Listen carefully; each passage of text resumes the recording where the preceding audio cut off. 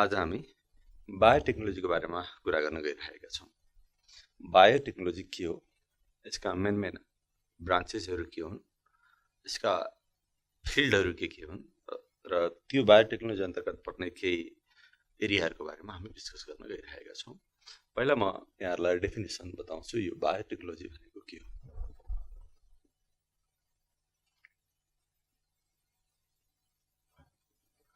So डेफिनेसनमा हामी के बुझ्न सक्छौँ भन्दा यहाँ बायो र टेक्नोलोजी भन्ने दुईटा वर्ड छ। बायोटेक्नोलोजी यो यस्तो खालको स्टडी हो जहाँ कुनै पनि टेक्नोलोजी जहाँनेरि लिभिङ बिङहरू युज भएको हुन्छ, त्यही टेक्नोलोजीको स्टडीलाई नै बायोटेक्नोलोजी भनिन्छ। बायोटेक्नोलोजी अथवा यसलाई पहिला लेखौँ अनिखेरि हामी डिटेलमा कुरा गरौँ। It is a branch of biology, र हामी मोडर्न ब्रान्च अफ बायोलोजी अथवा एप्लाइड ब्रान्च अफ बायोलोजी भनेर पनि स्टार्ट गर्न सक्छौँ। It is a branch of biology that deals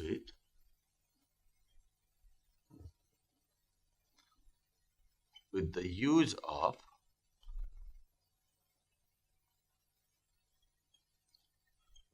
living beings, especially microorganisms,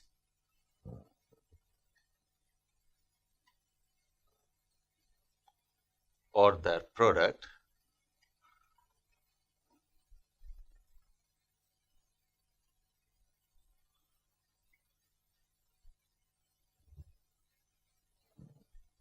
products for the benefit of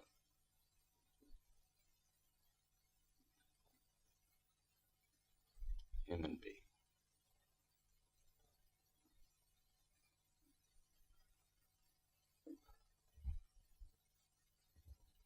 या मैले एउटा definition लेख्दै, it is a branch of biology that deals with the use of living being.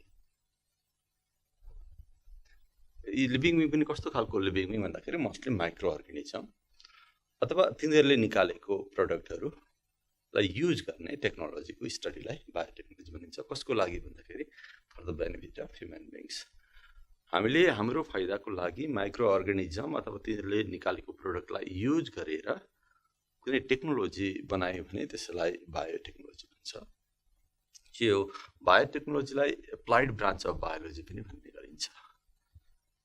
Applied or modern branch of biology यसरी पनि हामी बुझ्न सक्छौँ। यसलाई application biology भनेर पनि हामी बुझ्न सक्छौँ। सो यो बायोटेक्नोलोजी भनेको एउटा स्टडी हो, यस्तो खालको स्टडी जहाँ लिभिङ बिङहरूको युज गरेर हामी कुनै यस्तो खालको हामीलाई बेनिफिट हुने कुनै एउटा काम गर्न सक्छौँ। सो बायोटेक्नोलोजीभित्र थुप्रै फिल्डहरू पर्छ। यसको एरिया विशाल छ। सम अफ द इम्पोर्टेन्ट एरियाजहरू यसको के हो त्यसको बारेमा कुरा गरौँ, अथवा यसको फिल्डको बारेमा कुरा गरौँ। Some important field or area of biotechnology.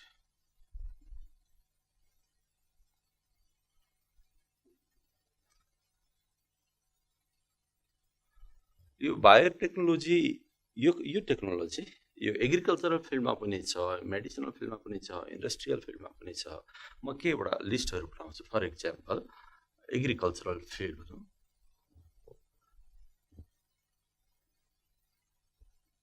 Agricultural फिल्डमा बायोटेक्नोलोजीको धेरै युज भएको पाइन्छ। जस्तै कि फर इक्जाम्पल म यहाँ केही यसका ब्रान्चेसहरू लेख्छु। बायोटेक्नोलोजीको यस्तो ब्रान्चेसहरू जुन एग्रिकल्चर फिल्डमा उपयोगी हुन सक्छन्, जस्तो कि टिस्यु कल्चर एउटा ब्रान्च अफ बायोटेक्नोलोजी अथवा एउटा एरिया अफ बायोटेक्नोलोजी भनेर बुझ्न सक्छौँ। प्लान्ट ब्रिडिङ, ग्रिन म्यान्युरिङ,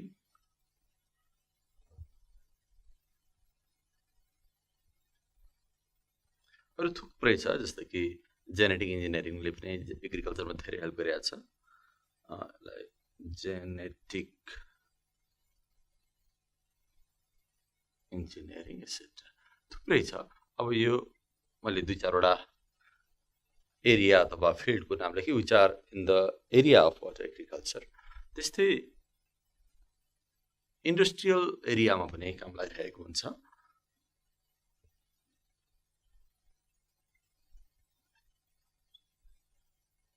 इन्डस्ट्रियल एरियामा कहाँ कुन बायोटेक्नोलोजी काम लाग्छ भनेर भन्दाखेरि जस्तो कि हामी भन्न सक्छौँ फर्मेन्टेसन एउटा छ। फर्मेन्टेसन अनेक खालको फर्मेन्टेसन हुन्छ, जस्तो कि एन्टिबायोटिक फर्मेन्टेसन भयो, इन्जाइम प्रोडक्सन गर्ने फर्मेन्टेसन भयो, अर्ग्यानिक एसिड बनाउने फर्मेन्टेसन्सहरू भयो। यस्तो धेरै फर्मेन्टेसन टेक्नोलोजीहरूमा काम लागिरहेको हुन्छ। रिफाइनरिजहरूमा पनि काम लागिरहेको हुन्छ।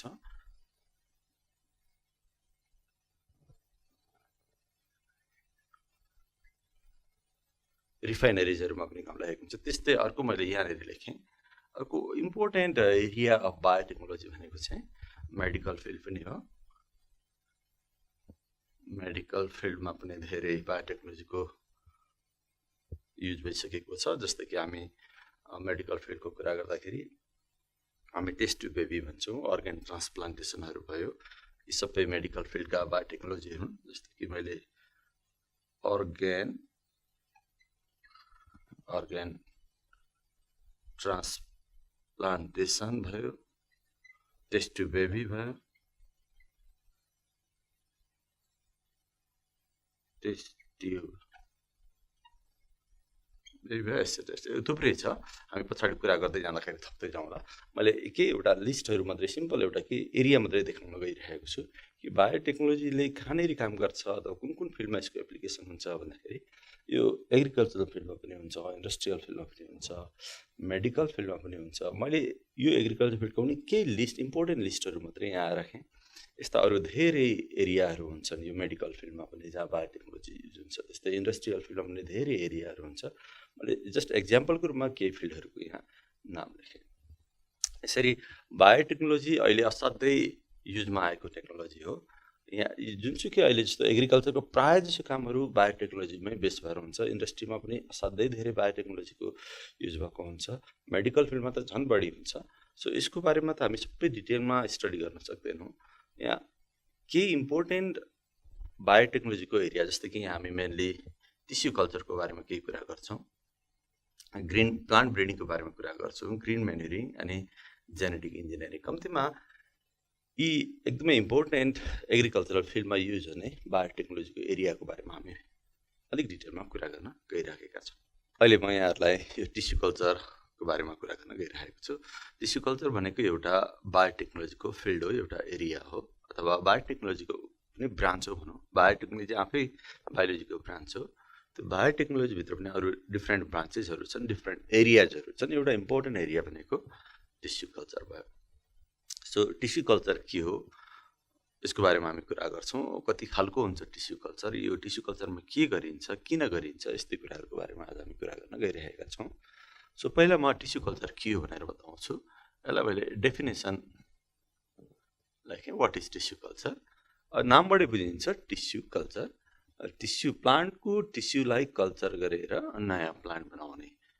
थोरै प्लान्टको बडीबाट अलिकति सेल्सहरू लिने, केही सेल्सहरू जसलाई हामी टिस्यु भन्छौँ लिने, अनि त्यसलाई कल्चर गर्ने, अनि त्यसबाट इन्टायर प्लान्ट, नयाँ प्लान्ट बनाउने।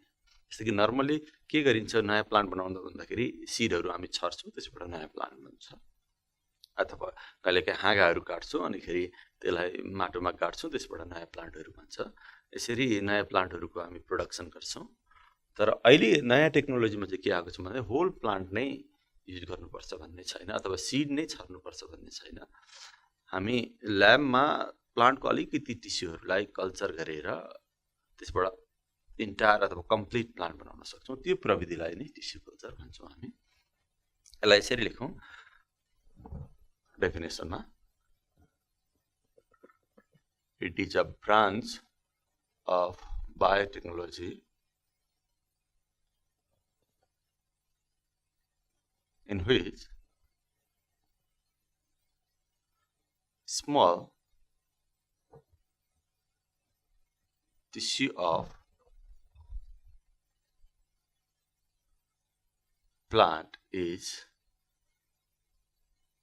cultured in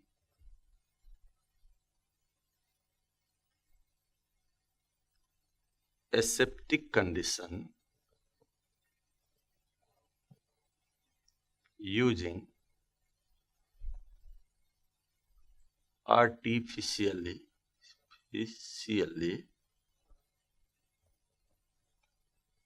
prepared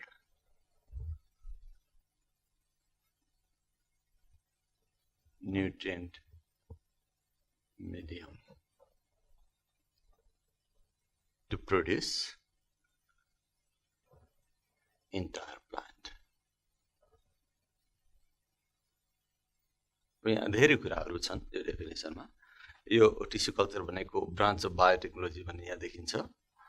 अनि यसमा के गरिन्छ भन्दाखेरि अलिकति थोरै प्लान्टको थोरै टिस्यु भनेको ग्रुप अफ सेल्स, थोरै केही सेलहरू अथवा टिस्युलाई कल्चर गरिन्छ। कहाँ कल्चर गरिन्छ भन्दाखेरि एसेप्टिक कन्डिसन भनेको जर्म फ्री कन्डिसन।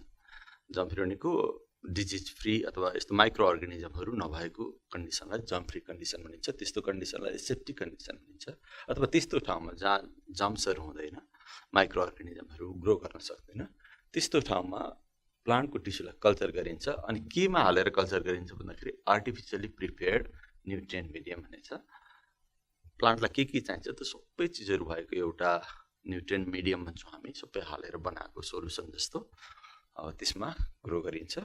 अनि त्यसैबाट नयाँ इन्टायर प्लान्ट प्रड्युस गरिन्छ। यो प्रविधिलाई नै हामी टिस्यु कल्चर भन्छौँ। सो यहाँ धेरै कुराहरू हामी देख्न सक्छौँ। सो यो टिस्युको कल्चर कहाँनिर भन्दाखेरि एसेप्टिक कन्डिसनमा र आर्टिफिसियली प्रिपेयर्ड न्युट्रिएन्ट मिडियममा। के को लागि भन्दाखेरि to produce entire plant. So this is called tissue culture. अहिले धेरै जसो अलिक बेनिफिसियल प्लान्ट्सहरू यही प्रविधिबाट निकाल्ने गरिन्छ। गाउँघरतिर त होइन, अलिक विकसित मुलुकहरूमा अथवा विकसित सहरहरूमा यो प्रविधि निकै चलेको छ। सो यो main basis of tissue culture के हो भन्ने कुरा हामी कुरा गरौँ। Main basis of tissue culture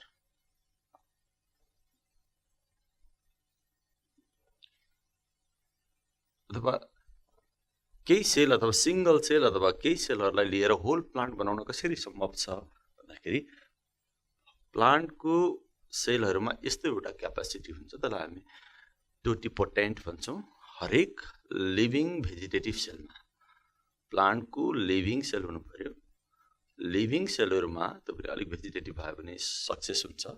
living vegetative सेलहरूमा यस्तो खालको क्यापेसिटी हुन्छ, एउटा सेलबाट पुरै प्लान्ट बनाउन सक्छ। हरेक लिभिङ सेलहरूमा, भेजिटेटिभ सेलहरूमा यो क्यापेसिटी हुन्छ।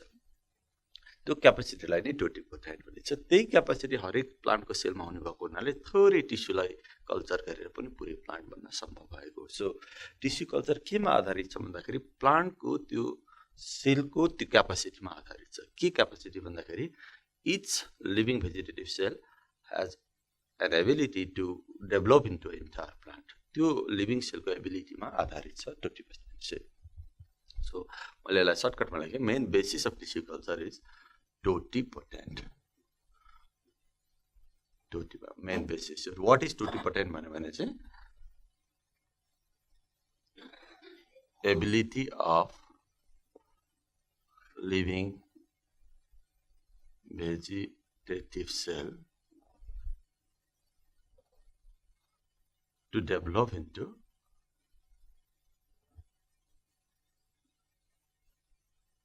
complete plant. यही एबिलिटीलाई हामी टोटिपोटेन्ट भन्छौँ र त्यही टोटिपोटेन्ट भएको कारणले टिस्यु कल्चर सम्भव भएको।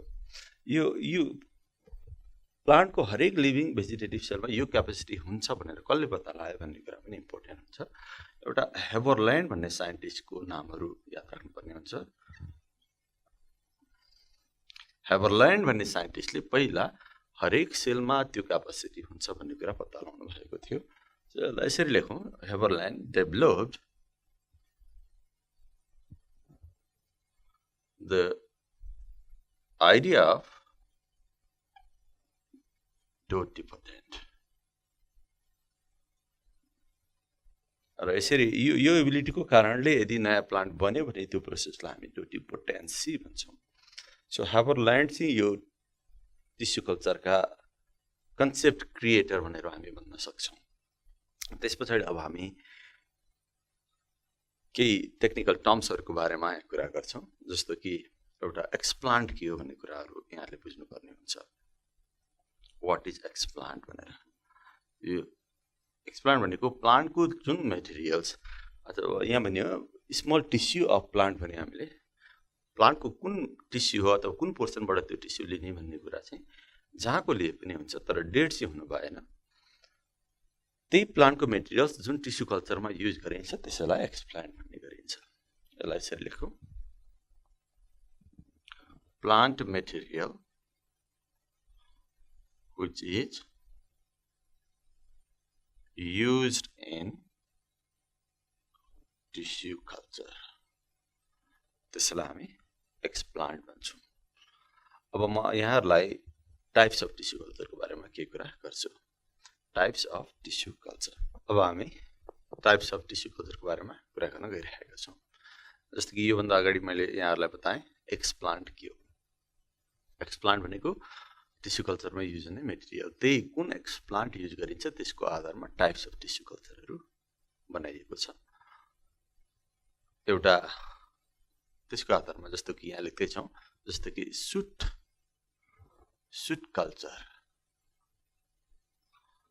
सुट कल्चरमा प्लान्टको सुटको अलिकति टिस्यु युज गरिन्छ त्यसबाट नयाँ प्लान्ट बनाइन्छ यदि सुट भनेको एबभ द रुटदेखि माथिको अथवा एयरमा भएको पोर्सनलाई हामी सुट भन्छौं त्यसको अलिकति पोर्सनलाई अथवा अलिकति टिस्युलाई हामीले कल्चर गरियो र नयाँ प्लान्ट बन्यो भने त्यो चाहिँ सुट कल्चर भयो त्यस्तै अर्को टाइप हुन्छ अब इम्ब्रायो कल्चर पनि हुन्छ क्यालस कल्चर भन्ने हुन्छ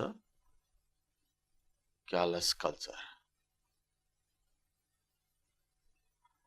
कल्चरमा के हुन्छ अब यो क्यालस भन्ने एउटा नयाँ वर्ड आयो जस्तो कि क्यालस के हो म अलिकति थोरै यहाँहरुलाई बताउँछु क्यालस के हो त्यो टिस्यु कल्चरमा जस्तो कि थोरै एउटा हामी टिस्यु युज गर्छौं मानिलिए टिस्यु कुनै एउटा प्लान्टको थोरै पोर्सन टिस्यु भने मैले यो टिस्यु अथवा एक्सप्लान्ट भनौं यसलाई हामी यो एक्सप्लान्टलाई हामीले कल्चर गरिसकेपछि अथवा यो प्लान्टको सानो टुक्रा लिफको अथवा रुटको कुनै पनि पोर्सनको एउटा सानो टुक्रा एक्सप्लान्ट त्यसलाई हामीले कल्चरमा राखेपछि यो एक्सप्लान्टको छेउछेउमा थुप्रै सानो सेल्सहरु यसरी डेभलप हुन्छ अथवा यो एक्सप्लान्टको सेलहरु यसरी डिभाइड हुन्छ अनि थुप्रै एउटा ग्रुपमा नयाँ सेल्सहरु बनेको देख्छौं हामी यहाँनेरि यसरी नयाँ सेल्सहरु बन्छ एक्सप्लान्टको सेल्सहरु डिभाइड हुन्छ and gives new cells and all these cells are similar homogeneous एकै खालको छ and undifferentiated छ अहिलेसम्म छुटेको छैन यही यो नयाँ जुन नयाँ सेलहरुको ग्रुप देखियो अहिले सबै सेलहरु उस्तै छ यो ग्रुपमा भएको सेलहरु यही मास अफ सेल अथवा यही ग्रुप अफ सेललाई हामी के भन्छौं क्यालस भन्छौं this is called callus so क्यालसको डेफिनेसन के भन्दाखेरि is a group of undifferentiated or unorganized mass of cells यसरी भन्नुपर्छ mass of undifferentiated or unorganized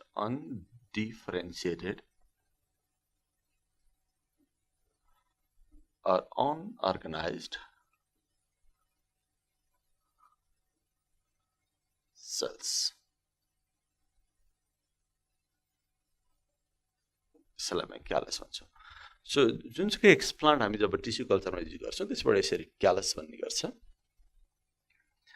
अनि त्यो क्यालसलाई हामी काटेर टुक्रा टुक्रा बनाउन सक्छौं अनि एउटै क्यालसलाई फेरि जब टुक्राएर टुक्रा टुक्रा बनाइन्छ त्यो टुक्रालाई फेरि हामी कल्चर गर्यो भने त्यसलाई क्यालस कल्चर भन्छौं सो यसमा चाहिँ एक्सप्लान्टको रूपमा चाहिँ क्यालस युज हुन्छ जस्तो कि यसमा एक्सप्लान्टको रूपमा चाहिँ सुट पोर्सनहरु युज हुन्छ so explant is suit portion यहाँनेरि एक्सप्लान्ट इज क्यालस त्यस्तै अर्को हुन सक्छ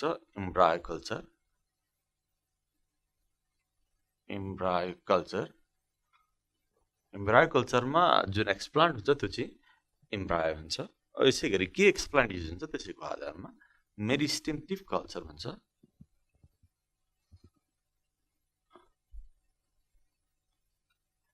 मेरिस्टेम टिप कल्चरमा एकदम टुप्पाको रुटको टुप्पाको अथवा सुटको टुप्पाको एकदम एक्सट्रिम टिप जहाँ मेरिस्मेटिक टिस्युहरु हुन्छ त्यो टिस्युलाई युज गरिन्छ। त्यस्तो गरी पनि त्यसलाई मेरिस्टेम टिप कल्चर भनिन्छ। यस्तो खालको मेरिस्टेम टिप कल्चरबाट चाहिँ भाइरस फ्री प्लान्टहरू बन्ने गर्छ।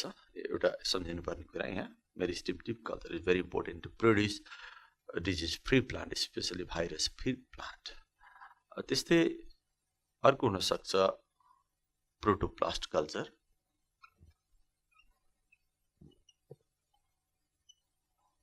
प्रोटोप्लास्ट कल्चरमा चाहिँ एक्सप्लान्ट कस्तो हुन्छ भन्दाखेरि यसमा चाहिँ सेल्सहरू हुन्छ। सेल प्लान्ट सेलमा बाहिरपट्टि सेल वाल हुन्छ। त्यो सेल वाललाई इन्जाइमको सहायताले ब्रेकडाउन गरिन्छ अथवा त्यसलाई हटाइन्छ र प्लान्ट सेल तर सेल वाल बेगरको सेललाई कल्चर गरियो भने त्यसलाई चाहिँ प्रोटोप्लास्ट कल्चर भन्छ। सो यो खालको प्लान्टबाट चाहिँ हामी हाइब्रिडहरू पनि प्रोड्युस गर्न सक्छौँ। माने यो खालको कल्चरबाट हामी हाइब्रिड प्लान्टहरू पनि प्रोड्युस गर्न सक्छौँ। प्लान्टको सेलहरूलाई फ्युज गर्न पनि सक्छौँ। By removing the cell wall it is easy to fuse to plant cells. So यो प्रोटोप्लास्ट कल्चर पनि इम्पोर्टेन्ट हुन्छ। कहिलेकाहीँ हामी एन्थर कल्चर पनि गर्न सक्छौँ। एन्थर कल्चरमा अब यी नामबाटै बुझिन्छ। एन्थर कल्चरमा एक्सप्लान्ट भनेको एन्थर हुन्छ। यो एन्थर कल्चर गरियो भने चाहिँ ह्याप्लोइड प्लान्ट्सहरू प्रोड्युस हुने गर्छ, किनभने एन्थरभित्र भएको जुन पोलेन ग्रेन्सहरू हुन्छ तिनीहरू ह्याप्लोइड हुन्छ। त्यो पोलेन ग्रेनबाट डेभलप भएको प्लान्ट पनि ह्याप्लोइड हुने गर्छ। सो यो तीनटा कल्चर अलिक इम्पोर्टेन्ट टाइपको कल्चर हो, टिस्यु कल्चर्सहरू हो। मैले यहाँ लिस्ट मात्रै बनाएँ यहाँलाई। जस्तै कि प्लान्टको माथिको कुनै पनि पोर्सन युज गरियो भने त्यसलाई सुट कल्चर भन्छु। क्यालस मैले देखाएँ, व्हाट इज क्यालस। क्यालसलाई ब्रेकडाउन गरेर हामी त्यसलाई थुप्रै टुक्रा बनाएर अनि प्रत्येक टुक्रालाई फेरि कल्चर गऱ्यौँ भने त्यसलाई चाहिँ क्यालस कल्चर भन्छौँ। यत्तिकै क्यालसलाई यत्तिकै छोड्यो भने पनि नयाँ प्लान्ट बन्छ। तर यसलाई टुक्रा बनायो भने एउटा क्यालसबाट पनि धेरै प्लान्टहरू बन्ने भयो। सो इम्ब्रायो कल्चर जहाँ explant is embryo, meristem tip culture वा the explant is the tip of shoot and root, protoplast culture where the explant is cell without cell wall, here the explant is anther. यो types of tissue कल्चरहरू भयो। अब जुनसुकै explant use गरे पनि हुन्छ के भन्दाखेरि जस्तो कि एक्सप्लान्टलाई हामीले कुनै पनि एक्सप्लान्टलाई हामीले यो मध्ये कुनै पनि एक्सप्लान्टलाई युज गर्यो भने explant first develop into callus अनि callus develop into new plant. Process यही नै हो। एक्सप्लान्ट जस्तो कि यो भने, जस्तो कि यो एउटा एक्सप्लान्ट भयो, एक्सप्लान्टबाट अब क्यालस भयो। यो क्यालसलाई हामी काटेर थुप्रै नयाँ प्लान्ट पनि बनाउन सक्छौँ अथवा यतिकै छोडे पनि हुन्छ। अनि यसैबाट बिस्तारै नयाँ प्लान्ट बन्ने भयो।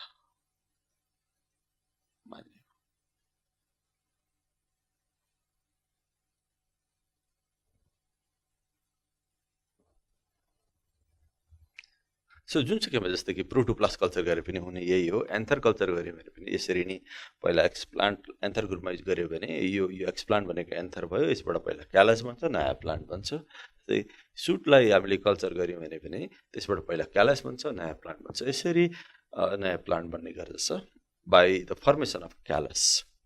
So this callus is very important in the tissue cultures. अब यो मैले टाइप्स अफ टिस्यु कल्चरको कुरा गरेँ। अब यहाँहरूलाई म प्रोसेस अफ टिस्यु कल्चर बताउँछु। अब म यहाँहरूलाई प्रोसेस अफ टिस्यु कल्चरको बारेमा छोटकरीमा केही कुरा बताउँछु। जस्तो कि टिस्यु कल्चर गर्नको लागि सुरुमा के चाहियो भन्दाखेरि हामीलाई त कुन प्लान्टको टिस्यु कल्चर गर्ने भन्ने कुराहरू आफूलाई पहिला थाहा हुनु पऱ्यो। यो प्लान्टको टिस्यु कल्चर गर्दैछु भनेर। अनि त्यो प्लान्ट छानिसकेपछि अनि त्यो प्लान्टको पनि कुन पोर्सनको टिस्यु लिएर चाहिँ हामी टिस्यु कल्चर गर्ने, एक्सप्लान्ट कुन पोर्सनको प्लान्टको कुन पार्ट्सको युज गर्ने हो त्यो पहिला कन्फर्म हुनु पऱ्यो। सो द फर्स्ट स्टेप भनेको चाहिँ एक्सप्लान्टको सेलेक्ट गर्नु। पहिला प्लान्ट सेलेक्ट गर्ने, त्यस पछाडि एक्सप्लान्ट सेलेक्ट गर्ने। सो फर्स्ट स्टेप भनेको चाहिँ के भयो, सेलेक्सन अफ एक्सप्लान्ट। कुन एक्सप्लान्ट युज गरेर हामी टिस्यु कल्चर गर्दैछौँ त्यो एक्सप्लान्ट गर्नुभन्दा अगाडि हामीले म यसको गर्छु भनेर कन्फर्म गर्नुपर्ने हुन्छ। जस्तो कि एन्थर कल्चर हो कि मेरिस्टेम टिप कल्चर हो कि त्यो पहिला हामीले कन्फर्म गर्नुपर्ने हुन्छ यो फर्स्ट। त्यस पछाडि अर्को एउटा इम्पोर्टेन्ट स्टेप छ एक्सप्लान्ट सेलेक्सन गरिसकेपछि हामीले अब त्यसलाई कल्चर गर्नको लागि अघि डेफिनेसनमा बताए जस्तै न्युट्रिएन्ट मिडियमहरू बनाउनु पर्ने हुन्छ अथवा त्यसलाई कल्चर मिडिया पनि भन्छौँ हामी। अब त्यो preparation of culture media second step भयो। प्रिपेरेसन अफ कल्चर मिडियम, यसलाई हामी न्युट्रिएन्ट मिडियम पनि भन्न सक्छौँ। कल्चर मिडियम अथवा न्युट्रिएन्ट मिडियम भनेको यस्तो खालको मिडियम हो जहाँ प्लान्टले सोइलबाट के लिन्छ। एउटा प्लान्ट सानो सिड रोपेर नयाँ प्लान्ट बनाउनको लागि त्यो प्लान्टले सोइलबाट के मिनरल्सहरू लिन्छ अथवा के सब्सटेन्सेसहरू लिन्छ, त्यो सबै सब्सटेन्सेसहरू हालेको एउटा सोलुसनलाई हामी न्युट्रिएन्ट मिडियम अथवा कल्चर मिडियम भन्छौँ। यो हामीले बनाउनु पर्ने हुन्छ। एक्सप्लान्ट त रेडी भयो, त्यस पछाडि यो मिडियम पनि रेडी हुनु पर्यो। आर्टिफिसियली प्रिपेयर्ड यो हामी आफैले पनि तयार गर्न सक्छौँ अथवा मार्केटमा विभिन्न नामका कल्चर मिडियाहरू किन्न पनि पाइन्छ। पहिल्यै तयारी गर्ने बनाइसकेका सानो बट्टाहरूमा पाइन्छ। तिनीहरूलाई हामी ल्याएर अनिखेरि सोलुसन बनाएर हामी कल्चर मिडिया यत्तिकै रेडिमेड कल्चर मिडिया पनि बनाउन सक्छौँ जुन पहिले मार्केटमा एभाइलेबल छ। अथवा हामीले त्यो के चाहिन्छ भन्ने कुरा थाहा भयो भने सबैलाई हामीले मेजर गरेर के हाल्नुपर्ने चिजहरू कति हाल्नुपर्ने हो त्यो सबै हालेर हामी आफै पनि बनाउन सक्छौँ। ल्याबमा आफै पनि बनाउन सक्छौँ र त्योभन्दा सजिलो के हुन्छ मार्केटमा पहिले बनिसकेको पनि पाइन्छ, त्यही ल्याएर हामी कल्चर मिडिया बनाउन पनि सक्छौँ। सो यसरी सेकेन्ड स्टेप भनेको चाहिँ के हो, प्रिपेरेसन अफ कल्चर मिडियम। यो कल्चर मिडियममा के हुन्छ भन्ने कुरा चाहिँ यहाँहरूले अलिकति जान्नुपर्ने हुन्छ। जस्तै कि हामीले बनाए पनि के हालेर बनाउनुपर्छ अथवा मार्केटमा किनेर ल्याएको हो भने पनि त्यसमा के हुन्छ भन्ने कुरा चाहिँ यहाँहरूले थाहा हुनुपर्छ। जस्तो कि कल्चर मिडियममा के सर्टेन सब्सटेन्सेसहरू हालेको हुन्छ। जस्तो कि म के लिस्ट बनाउँछु यहाँनिर र इनअर्ग्यानिक सब्सटेन्सेसहरू हालेको हुन्छ।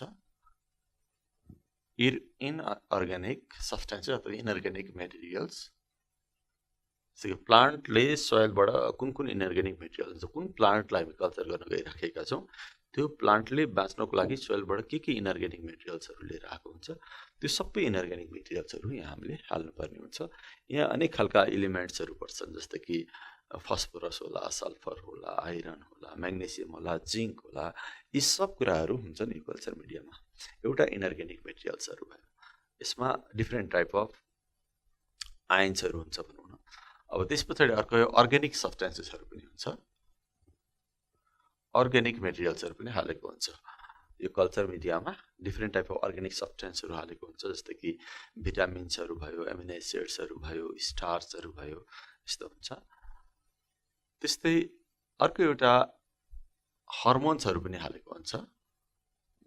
हर्मोन्स भनेको प्लान्ट ग्रोथ हर्मोन, प्लान्टलाई बढ्नको लागि कुन हर्मोनहरू हुन्छ, एउटा फाइटो हर्मोन्स भन्छ हामी, अनि प्लान्टको ग्रोथलाई सपोर्ट गर्ने हर्मोन्सहरू पनि हालेको हुन्छ।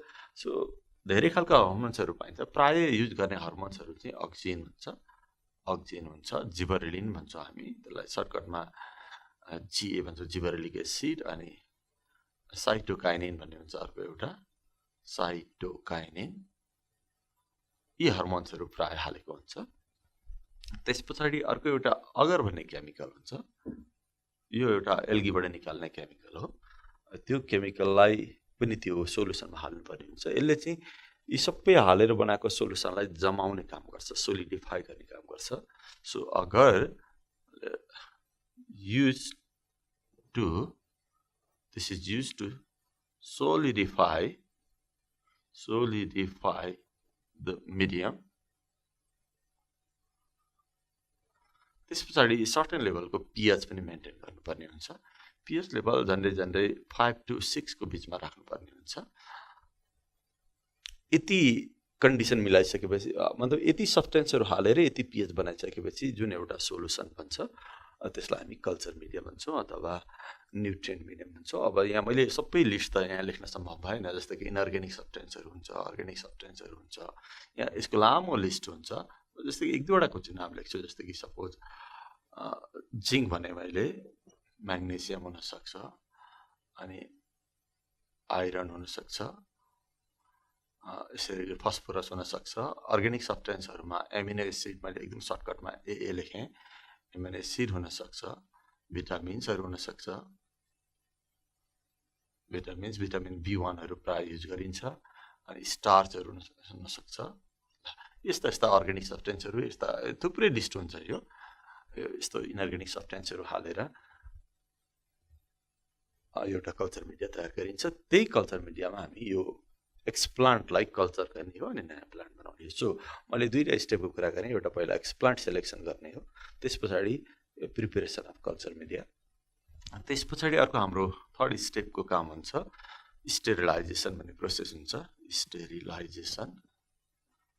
स्टेरिलाइजेसन भनेको चाहिँ हामीले जति पनि यो ल्याबमा यो सबै काम ल्याबमा गरिन्छ टिस्यु कल्चरको प्रोसेस हामी यतिकै बाहिर जुनसुकै ठाउँमा गर्न सक्दैनौँ घरमा गर्न सक्दैनौँ फिल्डमा गर्न सक्दैनौँ ल्याबमा त ल्याब पनि कस्तो भन्दाखेरि पुरै जर्म फ्री ल्याब बनाउनुपर्छ र त्यहाँ युज हुने सबै मेटेरियल्सहरू जर्म फ्री भएको हुनुपर्छ त्यो जर्म फ्री बनाउने प्रोसेसलाई नै स्टेरिलाइजेसन भनिन्छ यसलाई यसरी लेखौँ स्टेरिलाइजेसन भनेको मेकिङ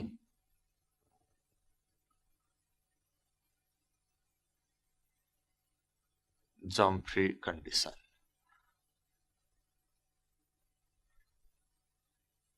जर्म फ्री कन्डिसन बनाउने प्रोसेसलाई नै स्टेरिलाइजेसन भन्छौँ अब यो कसरी जर्म फ्री कन्डिसन जर्म भनेको माइक्रो अर्गानिजम्सहरू जसले त्यो हामीले युज गरेको मेटेरियल्सहरूलाई ड्यामेज गर्न सक्छ अथवा स्पेसली हाम्रो कल्चरलाई ड्यामेज गर्न सक्छ अथवा एक्सप्लान्टलाई ड्यामेज गर्न सक्छ कुहाउन सक्छ त्यस्तो माइक्रो अर्गानिजमलाई हामी जर्म्स भन्छौँ so sterilization is the process of making germ free condition अब यो स्टेरिलाइजेसन गर्ने पनि अनेक टेक्निकहरू छ अब एउटै जस्तो कि यो टिस्यु कल्चरमा डिफ्रेन्ट मेटेरियल्सहरू युज हुन्छ एउटा मेटेरियल त एक्सप्लान्ट नै भयो अर्को मेटेरियल भनेको यो कल्चर मिडिया जुन सोल्युसन बनाएको हुन्छ त्यो भयो यो दुईटै स्टेरिलाइज हुनुपर्छ यसैमा जर्म्सहरू भएछ भने नयाँ बनेको प्लान्टमा पनि जर्म्स लाग्छ र कहिलेकाहीँ त्यो नयाँ प्लान्ट नै भन्दैन प्लान्ट बने पनि जर्म्सहरू भएको अथवा रोग लागेको प्लान्टहरू भन्छ सो यो दुईटै स्टेरिलाइज हुनु पऱ्यो यो दुईटा मात्रै स्टेरिलाइज भएन अब यो ल्याबमा काम गर्ने हुनाले यो जुन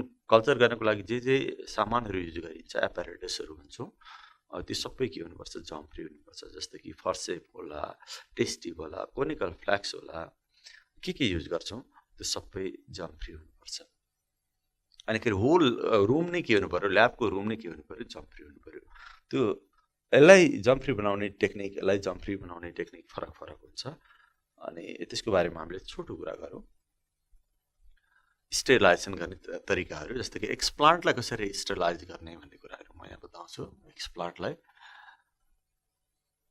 एक्सप्लान्टलाई सोडियम हाइपोक्लोराइड भन्ने हुन्छ सोडियम हाइपोक्लोराइड भन्ने हुन्छ यसमा एक्सप्लान्टलाई कल्चर गर्नु अगाडि केही समय यसको सोल्युसनमा राख्नुपर्छ धेरै लामो समय राख्नु हुँदैन छोटो समयको लागि यो सोडियम हाइपोक्लोराइडमा डुबाउने अनि मात्रै त्यसलाई कल्चर गर्ने त्यो सोडियम हाइपोक्लोराइड अथवा मर्क्युरिक हाइपोक्लोराइड यस्तो हुन्छ यो हाइपोक्लोराइड सोल्युसनमा राखेपछि एक्सप्लान्ट स्टेरिलाइज हुन्छ सो मैले यसरी लेखेँ यहाँले बुझ्नुपर्ने हुन्छ explant is sterilize by using sodium hypochloride or by putting this explant in this solution for few minutes त्यस पछाडि यो कल्चर मिडियालाई कसरी स्टेरिलाइज गर्ने भने मैले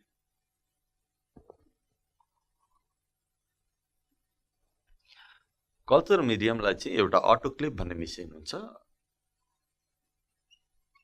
त्यसमा राखेर हामीले हिट गर्नुपर्ने हुन्छ अटोक्लेभिङ भन्छौँ हामी त्यो प्रोसेसलाई जति सोल्युसनहरू सबै हालेर बनाएको सोल्युसनलाई अटोक्लेभ भन्ने जस्तो हाम्रो घरमा युज गर्ने प्रेसर कुकर जस्तै हुन्छ यो एपरेटस भनेको यो अटोक्लेभ भन्ने मेसिन तर अब हाम्रो घरमा युज हुने प्रेसर कुकरमा चाहिँ कति टेम्परेचर भयो प्रेसर कुकरमा भनेर हामी बाहिरबाट थाहा हुँदैन र त्यो प्रेसर कुकरमा कति प्रेसर डेभलप भयो भन्ने कुरा बाहिरबाट देखिँदैन अब यो अटोक्लेभ भन्ने मेसिनमा चाहिँ त्यो दुईटा फेसिलिटी हुन्छ नभए ओभरअल मोडल सबै यो अटोक्लेभको प्रेसर कुकर जस्तै हुन्छ सो त्यसमा हामीले हिट गर्नुपर्छ जुन 100 यसमा कति बेरसम्म हिट गर्ने भने 120 डिग्री सेन्टिग्रेड अटोक्लेभको पुगिसकेपछि 120 डिग्री सेन्टिग्रेडमा 15 to 20 मिनट्स यति डिग्री सेन्टिग्रेडमा 120 डिग्री सेन्टिग्रेडमा 15 to 20 मिनट हामीले यो कल्चर मिडियालाई हिट गरिसकेपछि यो बनाएको जुन कल्चर मिडिया छ त्यो पनि स्टेरिलाइज हुन्छ जर्म फ्री हुन्छ त्यस्तै हामीले ग्लास एपरेटसहरू हुनसक्छ अथवा मेटालिक एपरेटसहरु हुन सक्छ, सिजरहरु हुन सक्छ, फर्सेप्सहरु हुन सक्छ। त्यसलाई हामी अर्को तरिकाले स्टरलाइज गर्नुपर्ने हुन्छ। त्यसलाई भन्छ हट एयर ओभन। यसलाई ग्लासवेयर भनेर लेखेँ मैले।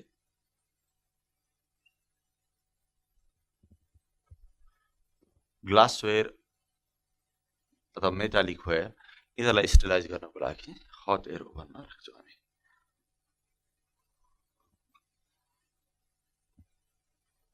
हट एयर भनेको नर्मली हामीले घरतिर जुन ओभन युज गर्छौँ त्यस्तै ओभन नै हुन्छ। त्यो ओभनमा हामीले राखिसकेपछि त्यो ग्लासवेयरहरू स्टरलाइज हुन्छ। अथवा मेटललाई पनि हामी यसरी स्टरलाइज गर्न सक्छौँ जे मेटलका सामानहरू युज हुन्छ। सो यसमा चाहिँ झन्डै 160 to 180 डिग्री सेन्टिग्रेडमा हामीले राख्नुपर्ने हुन्छ। मैले 160 डिग्री टेम्परेचर बनाएँ। यो टेम्परेचरमा 3 to 4 आवर्स राखिसकेपछि अनि यो सिसाका सामानहरू जस्तो कि पिपेटहरू हुन्छ, टेस्ट ट्युबहरू हुन्छ, ती सबै स्टरलाइज हुन्छ।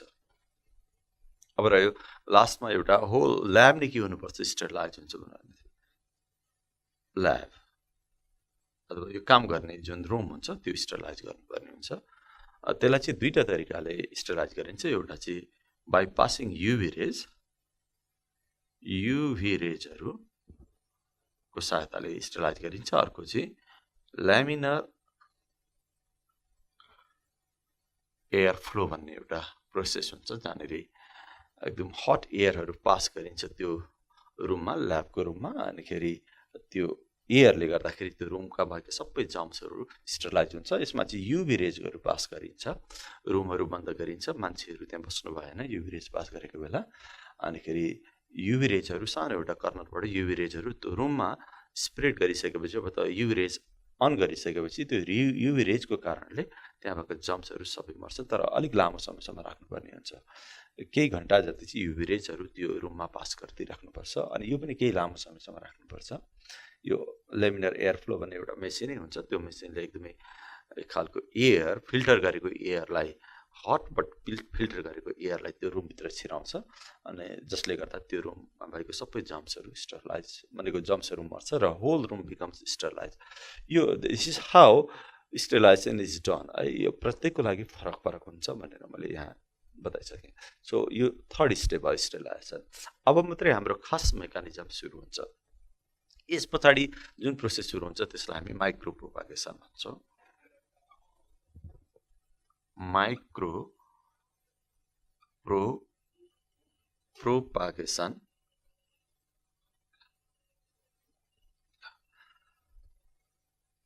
सेलेक्सन पनि भयो एक्सप्लान्ट, त्यस पछाडि कल्चर मिडिया पनि रेडी भयो अनि जे जति युज हुन्छ सबै स्टरलाइज भयो। अब सुरु हुन्छ खास प्रोसेस। एक्चुअल प्रोसेस चाहिँ अब यहाँदेखि सुरु हुन्छ टिस्यु कल्चरको। योसम्म चाहिँ प्रिपरेसन मात्रै भयो। सो एक्चुअल प्रोसेसलाई हामी के भन्छौँ माइक्रो प्रोपागेसन भन्छ। माइक्रो प्रोपागेसनको नामबाट पनि भन्छ थोरै टिस्युलाई कल्चर गर्ने अनि त्यसबाट प्रोपागेसन गर्ने भनेको धेरै बनाउने भन्ने कुरा हो। अब यसमा चाहिँ के गरिन्छ भन्दाखेरि अब यो जुन एक्सप्लान्ट छ एक्सप्लान्टलाई हामीले एउटा कल्चर ट्युबमा राख्न सक्छौँ अथवा कोनिकल फ्लास्कमा राखिन्छ अनि त्यहाँनिर एक्सप्लान्ट हानिन्छ। त्यो फर्स्ट स्टेपलाई हामी कल्चर इस्टाब्लिसमेन्ट पनि भन्न सक्छौँ। सो यो भित्रको माइक्रो प्रोपागेसन भित्रको चाहिँ स्टेप्सहरूको कुरा गर्दैछु। कल्चर इस्टाब्लिसमेन्ट यो भन्नाले के बुझिन्छ भन्दाखेरि कल्चर स्टार्ट गर्नु भन्ने कुराहरू बुझिन्छ अथवा त्यो एक्सप्लान्टलाई त्यो न्युट्रिएन्ट मिडियममा लगेर हाल्नु भन्ने कुरा बुझिन्छ। फर्स्ट स्टेज यो गरिन्छ, इस्टाब्लिस गरिन्छ भनेको त्यहाँ लगेर राखिन्छ। राखिसकेपछि बिस्तारै के हुन्छ भन्दाखेरि त्यो कल्चर ट्युबमा जस्तै कि म एकदम सिम्पल एउटा सानो ड्रइङबाट देखाउँछु। फर्स्ट स्टेपमा मैले यहाँ लेखेँ यो सपोज एक्सप्लान्ट भएर कुनै यो एक्सप्लान्ट भयो। यो एक्सप्लान्टलाई एउटा मैले कोनिकल फ्लास्क जस्तो बनाएँ। यहाँनिर एउटा कोनिकल फ्लास्क भयो मानिलिनु। यो कोनिकल फ्लास्कमा हामीले कल्चर मिडिया हाल्नुपर्ने हुन्छ। यहाँनिर हामी कल्चर मिडिया यसरी हाल्छौँ। यो कल्चर मिडिया भयो अनि यहाँनिर चाहिँ यो एक्सप्लान्टलाई ट्रान्सफर गर्छौँ यसरी। सपोज यो एक्सप्लान्ट भयो, सपोज यो एक्सप्लान्टलाई हामीले ट्रान्सफर गऱ्यौँ, यसलाई हामी कल्चर इस्टाब्लिसमेन्ट भन्छौँ। अनि बिस्तारै के हुन्छ भन्दाखेरि अब यहाँनिर हामी कटन प्लग पनि लगाउन सक्छौँ। यो कटन प्लगले गर्दाखेरि यो कल्चर मिडिया ड्राई हुन पनि दिँदैन र बाहिरको जम्प्सहरू छेर्ने सम्भावना कम हुन्छ। भनेको रुवा हुन्छ कटन, त्यसलाई माथि प्लग बनाएर बिर्को जस्तो बनाएर हामी लाउन पनि सक्छौँ। यो मैले बनाएको चाहिँ कोनिकल फ्ल्याक्स हो, मानिलियो यो कोनिकल फ्ल्याक्स भयो। अनि यो चाहिँ कल्चर मिडिया, यो एक्सप्लान्टलाई मैले यहाँभित्र हालेको, यो कल्चर मिडिया राखौँ,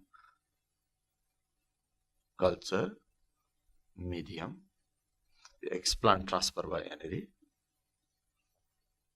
अब बिस्तारै के हुन्छ भन्दाखेरि नेक्स्ट स्टेपमा अब यो एक्सप्लान्टमा अहिले भनेको जस्तै क्यालसहरू डेभलप हुन्छ। So the next step is callus development.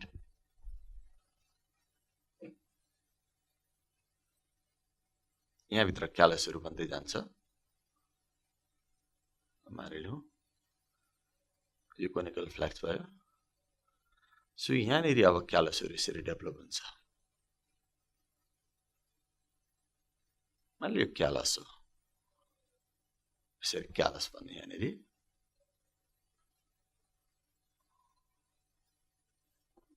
यो कल्चर मिडिया भयो, क्यालस डेभलपमेन्ट भयो। यो थर्ड स्टेप। अहिले स्टेप्सहरू यहाँ लेखौँला। फर्स्ट स्टेपमा एक्सप्लान्ट हामीले सेलेक्ट गऱ्यौँ, त्यस पछाडि यसलाई स्टेलाइज गरिसकेका छ, यो सबै स्टेलाइज भइसकेका छ। यसलाई हामीले एउटा कोनिकल फ्ल्याक्समा राख्यौँ। त्यस पछाडि यो एक्सप्लान्टमा भएको सेलहरू सेल डिभिजन भएर क्यालस बन्यो। त्यस पछाडि नेक्स्ट स्टेप म यहाँ देखाउन गइरहेको छु, बिस्तारै यहाँनिर लिफहरू डेभलप हुन्छ। यो फेरि मैले त्यही कोनिकल फ्ल्याक्स बनाउन खोजेँ, मानिलियो यहाँनिर बिस्तारै लिफहरू डेभलप हुन्छ। यस्तो खालको लिफहरू डेभलप भएको दिन्छ, त्यही क्यालस बढेर नै लिफहरू डेभलप हुने हो। मानिलियो यो क्यालसलाई हामीले अघि भने जस्तै ब्रेक डाउन गरेर भनेको काटेर टुक्रा टुक्रा बनाएर यो क्यालसलाई निकालेर काटेर थुप्रै क्यालसका टुक्राहरू बनाएर त्यसलाई एउटा सानो टुक्रालाई यहाँ हाल्न पनि सक्छौँ, फेरि अर्को एउटा कोनिकल फ्ल्याक्समा राख्न पनि सक्छौँ। अनि धेरै एउटा क्यालसबाट नै धेरै प्लान्टहरू पनि बनाउन सक्छौँ। त्यस्तो गऱ्यो भने त्यसलाई सब कल्चर पनि भनिन्छ। त्यसरी अब एउटा क्यालसबाट बिस्तारै सानो लिफहरू निक्लेको देख्छौँ। यो क्यालस भएकै ठाउँबाट बिस्तारै क्यालस नै बढेर यसरी लिफहरू डेभलप भएको देख्छौँ।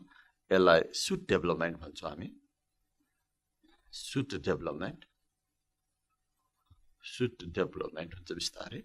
अनि यो सुट डेभलप भइसकेपछि यसलाई हामी निकालेर अर्को एउटा कोनिकल फ्ल्याक्समा ट्रान्सफर गर्न सक्छौँ, जहाँनिर रुट निक्लिने हार्मोन्सहरू हालेको हुन्छ, रुटिङ मिडियमहरू हुन्छ, त्यसमा ट्रान्सफर गर्न सक्छौँ। त्यसो गर्यो भने बिस्तारै अब रुट निक्लिन्छ। मानिलियो कोनिकल फ्ल्याक्स,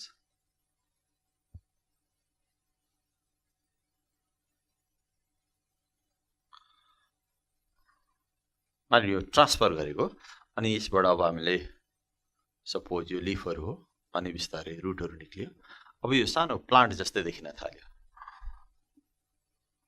यो रुट डेभलपमेन्ट भयो, यसमा चाहिँ रुट डेभलपमेन्ट भयो यसरी।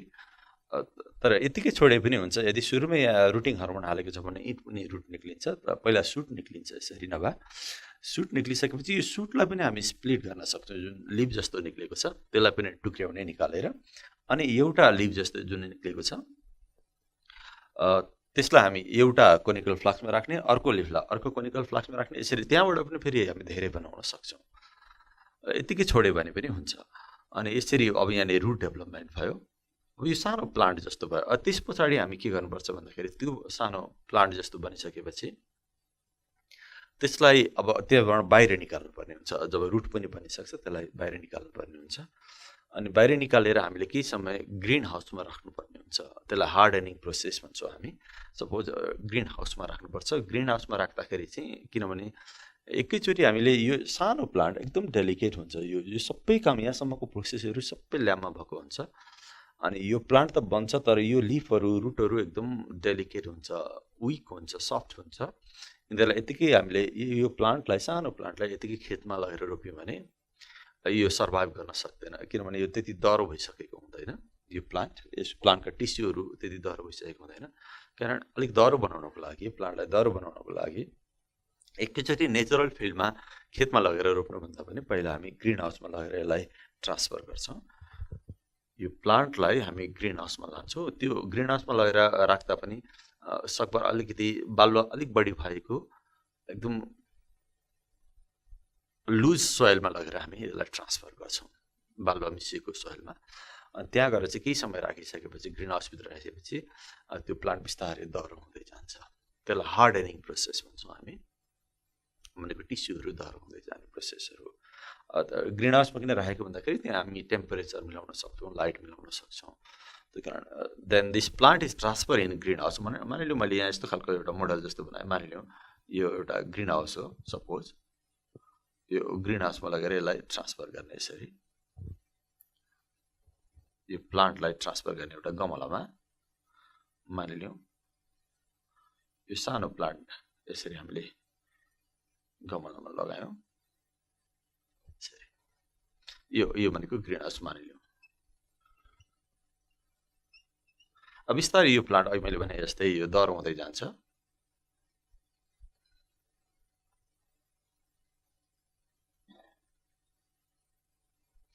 यो प्लान्ट बिस्तारै दह्रो हुँदै जान्छ, यसलाई हार्डनिङ भनेको थिएँ मैले। अनि लास्टमा यसलाई यो प्लान्टलाई नेचुरल फिल्डमा फेरि ट्रान्सफर गरिन्छ जब यो दह्रो भइसक्छ। यसरी टिस्यु कल्चर गर्ने गरिन्छ। जस्तै कि अब यसैलाई हामी यो प्रोसेसको रूपमा लेख्दाखेरि अहिले मैले लेख्दै थिएँ, जस्तै कि सुरुमा चाहिँ कल्चर इस्टाब्लिस भइसक्यो यहाँनिर, त्यस पछाडि क्यालस डेभलपमेन्ट हुँदो रहेछ, क्यालस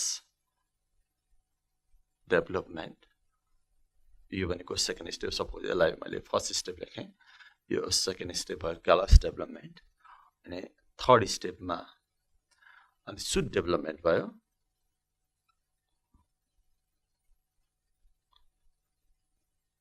यसलाई थर्ड स्टेप भने मैले थर्ड स्टेप। अनिखेरि फोर्थ स्टेपमा रुट डेभलपमेन्ट भयो,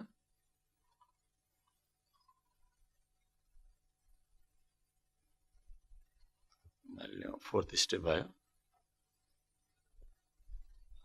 त्यस पछाडि त्यो प्लान्टलाई हामी ग्रिन हाउसमा ट्रान्सफर गर्ने भन्यो, त्यसलाई हार्डनिङ प्रोसेस भन्यो, अथवा transferring to the green house भने पनि भयो। मैले यहाँ हार्डनिङ भनेर लेखेँ, hardening in green house GH लेखेँ मैले यहाँ। यो भनेको चाहिँ फिफ्थ प्रोसेस भयो। त्यस पछाडि लास्टमा चाहिँ हामी यो अब केही समय राखेर दह्रो भइसकेपछि त्यो प्लान्टलाई नेचुरल फिल्डमा ट्रान्सप्लान्ट गर्छौँ, त्यसलाई ट्रान्सप्लान्टेसन लेखेँ मैले, ट्रान्सप्लान्टेसन। ग्रिन हाउसदेखि बाहिर निकाल्ने प्रोसेस, त्यसलाई ट्रान्सप्लान्टेसन भन्छौँ। यहाँ हामी अर्को एउटा फिगर बनाउन सक्छौँ यहाँनिर, जस्तो कि एउटा नेचुरल फिल्डमा अब यो चाहिँ ग्रिन हाउसदेखि बाहिर निकालेको। मैले यहाँ फेरि थपेँ एउटा फिगर, मानिलिउँ यो एउटा गमला भयो, यसरी यो प्लान्ट अब अलिक ठुलो भइसकेको जस्तो भयो, यो प्लान्ट यसरी बाहिर निकालिन्छ।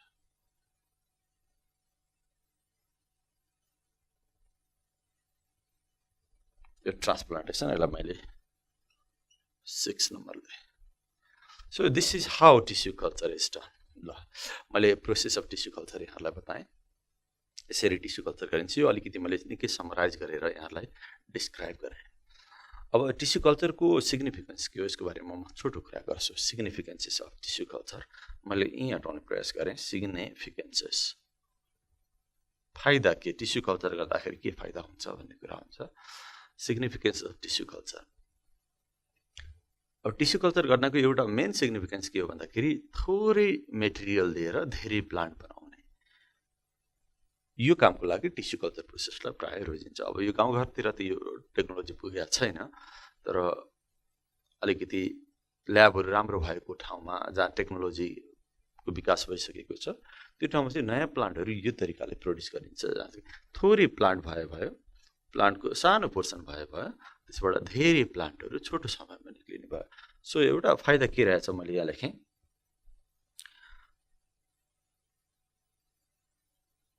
producing large number of plants from small tissue। एउटा सानो टिस्युबाट धेरै प्लान्टहरू प्रड्युस गर्नुभयो भने यो टेक्नोलोजी असाध्यै बेनिफिसियल हुन्छ। अर्को एउटा एडभान्टेज अघि पनि हामीले कुरा गऱ्यौँ कि मोस्ट इम्पोर्टेन्ट एडभान्टेज भनेर पनि हामी यसलाई लेख्न सक्छौँ कि यो टिस्यु कल्चरबाट बनाएको नयाँ प्लान्टहरू जति यो नयाँ प्लान्टहरू बनेको देखिन्छ, यो प्लान्टहरू जर्म फ्री हुन्छ अथवा डिजिज फ्री हुन्छ। प्रोड्युसिङ अर्को फाइदा मैले त्यसै कुरालाई यहाँ लेखेँ producing disease free plant disease free प्लान्टहरू प्रोड्युस गर्न सकिने भयो त्यसको लागि टिस्यु कल्चर गरिन्छ र अर्को ऱ्यापिड मल्टिप्लिकेसन छ क्विक प्रोडक्सन अफ प्लान्ट छोटो समयमा नै नयाँ प्लान्ट निकाल्नु पर्यो भने यो प्रोसेस काम लाग्न सक्छ क्विक प्रोडक्सन भनौँ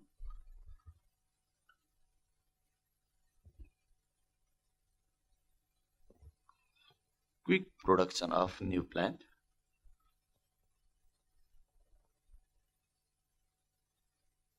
अर्को यसको सिग्निफिकेन्स अथवा एडभान्टेज के हुन सक्छ भन्दाखेरि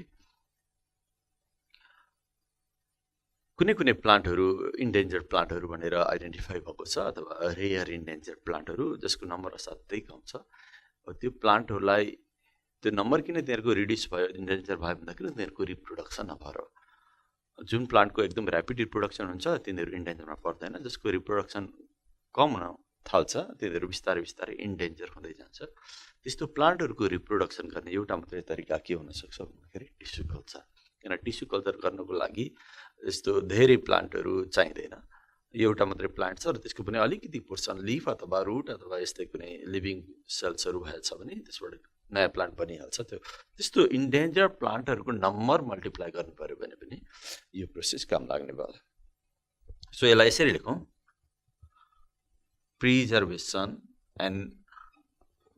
प्रिजर्भेसन अफ इन्डेन्जर्ड प्लान्ट यहाँ प्रिजर्भेसन लेखेँ प्रिजर्भेसन एन्ड मल्टिप्लिकेसन भनेर बुझौँ हामी प्रिजर्भ गर्नु भनेको धेरै बनाउने भन्ने कुरा क्वेसन्समा लिनु होला यहाँहरूले preservation of endangered plant so कुनै कुनै प्लान्टको के हुन्छ इम्ब्रायो बने पनि त्यसबाट नयाँ प्लान्ट बन्दैन जाइगोट बन्छ जाइगोट डेभलप्स इन्टु इम्ब्रायो तर इम्ब्रायोबाट नयाँ प्लान्ट डेभलप नहुन सक्छ तर यो टिस्यु कल्चरलाई त्यस्तो बढ्न नसक्ने इम्ब्रायोलाई हामीले टिस्यु कल्चरमा ल्याएर यो प्रविधि युज गर्यौँ भने त्यो इम्ब्रायो बढ्न नसकेको इम्ब्रायोबाट पनि नयाँ प्लान्टहरू बन्छ त्यसलाई हामी इम्ब्रायो रेस्क्यु पनि भन्छौँ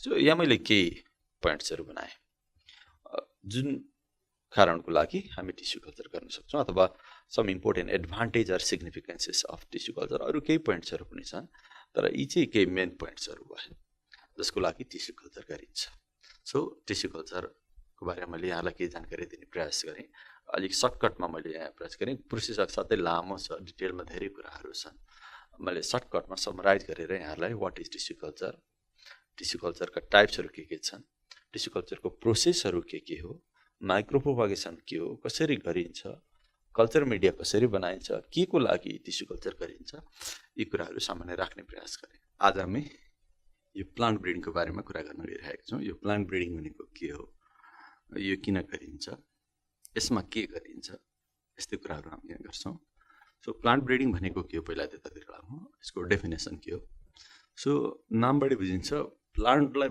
ब्रिड गर्ने भनेको नयाँ नयाँ प्लान्टहरू बनाउने प्रोसेसलाई नै प्लान्ट ब्रिडिङ भनिन्छ यो बायोटेक्नोलोजीको एउटा ब्रान्च हो यसलाई डेफिनेसनमा यसरी लेखौँ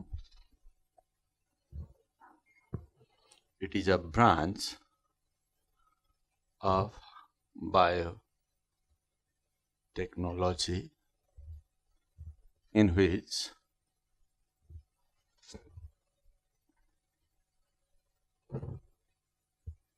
plants with improved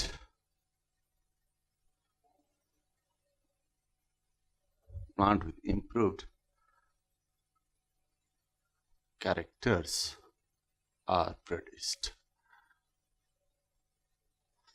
एकदम सर्टकटमा यहाँ डेफिनेसन लेखेँ यो ब्रान्च अफ बायोटेक्नोलोजी भयो हामी बायोटेक्नोलोजी अन्तर्गत नै पढिरहेका छौँ जहाँनिर इम्प्रुभड क्यारेक्टर्स भएको प्लान्ट्सहरू प्रड्युस गरिन्छ भनेको अहिले हामीसँग भएका प्लान्टहरूमा जस्ता क्यारेक्टर्स छन् ती भएका क्यारेक्टर्सभन्दा पनि राम्रा क्यारेक्टर्स भएका प्लान्टहरू प्रड्युस गर्ने टेक्नोलोजीलाई नै प्लान्ट ब्रिडिङ भन्छौँ so it is branch of biotechnology एक खालको टेक्नोलोजी नै हो जहाँनिर एक्जिस्टिङ भेराइटिज अफ प्लान्ट्सहरूभन्दा बेटर क्वालिटी भएको प्लान्ट्सहरू प्रड्युस गरिन्छ सो त्यसलाई प्लान्ट ब्रिडिङ भन्छौँ हामी सो प्लान्ट ब्रिडिङ गर्नुको उद्देश्य अनेक हुन सक्छ।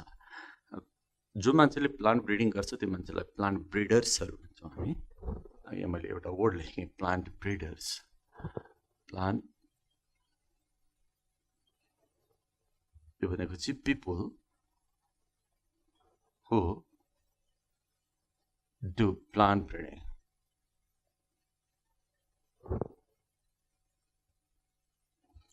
जसले प्लान्ट ब्रिडिङ गर्छ तिनीहरूलाई प्लान्ट ब्रिडर्स भन्छौँ हामी। सो अनेक खालको उद्देश्य बोकेको प्लान्ट ब्रिडर्सहरू हुन्छ। जस्तै कि यो प्लान्टको क्यारेक्टर इम्प्रुभ गर्ने भनेको के गर्ने भनेको, जस्तै कि कसैको लागि हो जो प्लान्टलाई अग्लो बनाउनु पर्ने होला, कसैलाई एकदम अलिक अमिलो अमिलो फ्रुट्सलाई अलिक गुलियो फ्रुट्स बनाउनु पर्ने होला, कसैको फ्रुटको साइज बढाउनु पर्ने होला, रोग नलाग्ने खालको प्लान्ट बनाउनु पर्ने होला। प्लान्ट ब्रिडिङ गर्नेको उद्देश्य त्यो पनि हुनसक्छ। अथवा एकदम दह्रो खालको प्लान्ट बनाउनु पर्ने होला, जस्तै कि हुरी बतास आउँदाखेरि, धेरै हावा हुन्डरी आउँदाखेरि पनि नढल्ने खालको प्लान्ट बनाउनु पर्ने होला, यो पनि एउटा उद्देश्य हुनसक्छ। अथवा असाध्यै सुक्खा मौसममा पनि बाँच्न सक्ने प्लान्ट, अथवा त्यसलाई भनौँ यसलाई ड्रट रेजिस्टेन्ट भन्छौँ हामी।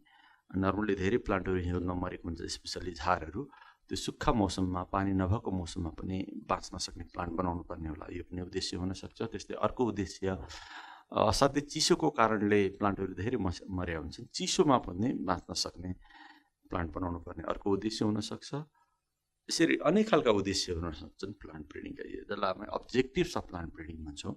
त्यो चाहिँ अब के अब्जेक्टिभ हुन्छ भन्ने कुरा चाहिँ त्यो प्लान्ट ब्रिडर्सलाई थाहा हुन्छ, उसले किन त्यो प्लान्ट ब्रिडिङ गरिराखेको हुन्छ।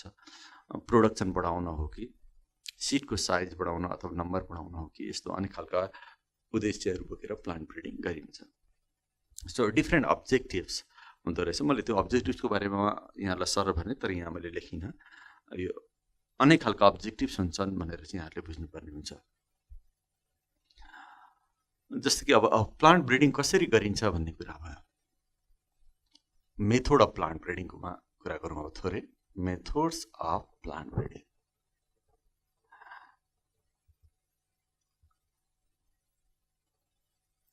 भइरहेको प्लान्टलाई त्योभन्दा राम्रो कसरी बनाउने भन्ने मेथडहरू के हुन सक्छ त? कसरी प्लान्टलाई अहिले भइरहेको भेराइटिज भन्दा अझ राम्रो बनाउने? सो डिफ्रेन्ट मेथड्सहरू छन्। केही इम्पोर्टेन्ट मेथड्सको बारेमा म यहाँहरूको कुरा गर्छु। जस्तो कि एउटा मेथड हुनसक्छ इन्ट्रोडक्सन, अर्को हुन्छ सेलेक्सन, यो मेथड अफ प्लान्ट ब्रिडिङमा लेखिरहेको छु। अर्को हुनसक्छ हाइब्रिडाइजेसन,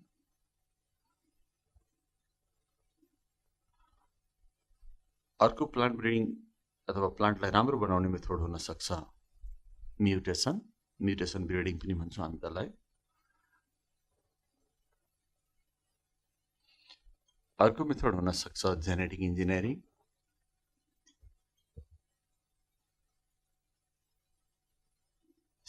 सो डिफ्रेन्ट मेथड्सहरू हुँदो रहेछ प्लान्टको क्यारेक्टर्सहरू इम्प्रुभ गर्ने तरिकाहरूमा। यहाँ मैले सम मेथड्स अफ प्लान्ट ब्रिडिङहरू यहाँलाई लेख्ने। अब यसको बारेमा म छोटो छोटो कुरा गर्छु। सो इन्ट्रोडक्सनको कुरा गरौँ पहिला। इन्ट्रोडक्सन, यो इन्ट्रोडक्सन भनेको कस्तो मेथड हो र यसले कसरी प्लान्टलाई इम्प्रुभ गर्छ भन्ने कुराहरू भयो। सो इन्ट्रोडक्सन भनेको अहिले जुन प्लान्ट जस्तो क्लाइमेटमा, जस्तो जोग्राफीमा बाँचिराखेको छ, कम्प्लिटली नयाँ क्लाइमेटमा लाँदाखेरि कहिलेकाहीँ यहाँ भएको भन्दा पनि, जस्तो कि हाम्रो ठाउँमा कुनै एउटा प्लान्ट उम्रिराखेको छ, त्यो प्लान्टको सर्टेन क्लाइमेटको कन्डिसन छ जुनमा त्यो प्लान्ट सर्भाइभ गरिरहेको हुन्छ, त्यो प्लान्टलाई हामीले ट्रान्सफर गरेर कम्प्लिटली नयाँ क्लाइमेटमा लगेर रोप्यौँ भने के हुन्छ होला। अथवा अर्कै कुनै देश, यो हाम्रो ठाउँभन्दा एकदम टाढाको कुनै देशमा लगेर रोप्यौँ, जहाँनिर क्लाइमेट पनि अलिकति फरक छ, सोइल पनि अलिकति फरक छ, साल्टहरूको मात्रा पनि फरक छ, त्यस्तो ठाउँमा लगेर हामीले त्यो प्लान्टलाई ट्रान्सफर गऱ्यौँ भने, अथवा त्यो नयाँ ठाउँमा लगेर हामीले एक्सपोज गऱ्यौँ अथवा इन्ट्रोड्युस गऱ्यौँ भने यहाँ भइरहेको प्लान्टको जुन क्यारेक्टर हुन्छ त्योभन्दा राम्रो क्यारेक्टर देखा पर्न सक्छ। अथवा यहाँ त्यो प्लान्ट हाम्रो ठाउँमा जत्रो हाइटको हुन्थ्यो, जस्तो हुन्थ्यो, जति गुलियो हुन्थ्यो, त्योभन्दा राम्रो हुनसक्छ अर्को नयाँ ठाउँमा। अथवा त्यसै गरी अर्को ठाउँको प्लान्ट हाम्रो ठाउँमा ल्याउँदाखेरि त्यो सुरुमा त्यो प्लान्ट जुन ठाउँमा उम्रेको थियो त्योभन्दा हाम्रो ठाउँमा ल्याउँदाखेरि राम्रो हुनसक्छ। यसरी ठाउँहरू चेन्ज गरेर अथवा ह्याबिट्याट चेन्ज गरेर क्लाइमेट चेन्ज गरेर हामी प्लान्टको क्यारेक्टर चेन्ज गर्न पनि सक्छौँ। यो हुन्छ नि भन्ने कुरा चाहिँ हुँदैन। जस्तै कि एक ठाउँको प्लान्टलाई हामीले अर्को ठाउँमा लगेर रोप्ने बित्तिकै त्यहाँ राम्रो हुन्छ भन्ने पनि हुँदैन, तर हुन पनि सक्छ। सो भयो भने त्यो चाहिँ प्लान्ट ब्रिडिङ भयो। जस्तै कि अलिक हाई एल्टिच्युडमा हिमालतिर कुनै प्लान्टहरू उम्रिराखेको थियो, त्यो प्लान्टलाई हामीले अलिकति तराईतिर ल्याएर रोप्यौँ अथवा तराईको प्लान्टलाई हिमालतिर लगेर रोप्यौँ, नराम्रो हुन पनि सक्छ तर राम्रो पनि हुनसक्छ। यहाँको प्लान्टलाई हामी कुनै एउटा अफ्रिकाको देशमा लगेर रोप्यौँ अथवा अफ्रिकाको देशको कुनै एउटा प्लान्टलाई हाम्रो देशमा ल्याएर रोप्यौँ, त्यो हुँदाखेरि कहिलेकाहीँ राम्रो पनि हुनसक्छ। यो तरिकाले by introducing plants in completely new climate characters may be improve. यदि त्यो क्यारेक्टर इम्प्रुभ भयो भने this is plant breeding. So एउटा मेथड रहेछ इन्ट्रोडक्सन। इन्ट्रोडक्सन भनेको exposing plant in new climate. मैले एकदम सर्टकटमा यसरी लेखेँ, exposing or introducing plant in completely new habitat अथवा न्यू क्लाइमेट, यसरी इन्ट्रोडक्सन गर्छ। अर्को एउटा मेथड छ सेलेक्सन। म यसको कुरा गर्दैछु सेलेक्सन। यो सेलेक्सन गर्ने भनेको सेलेक्ट गर्ने, धेरै भेराइटिजहरू भएको ठाउँमा सबैभन्दा राम्रो छान्ने भनेको सेलेक्सन गर्ने हो। यो किन छानिन्छ त्यसो?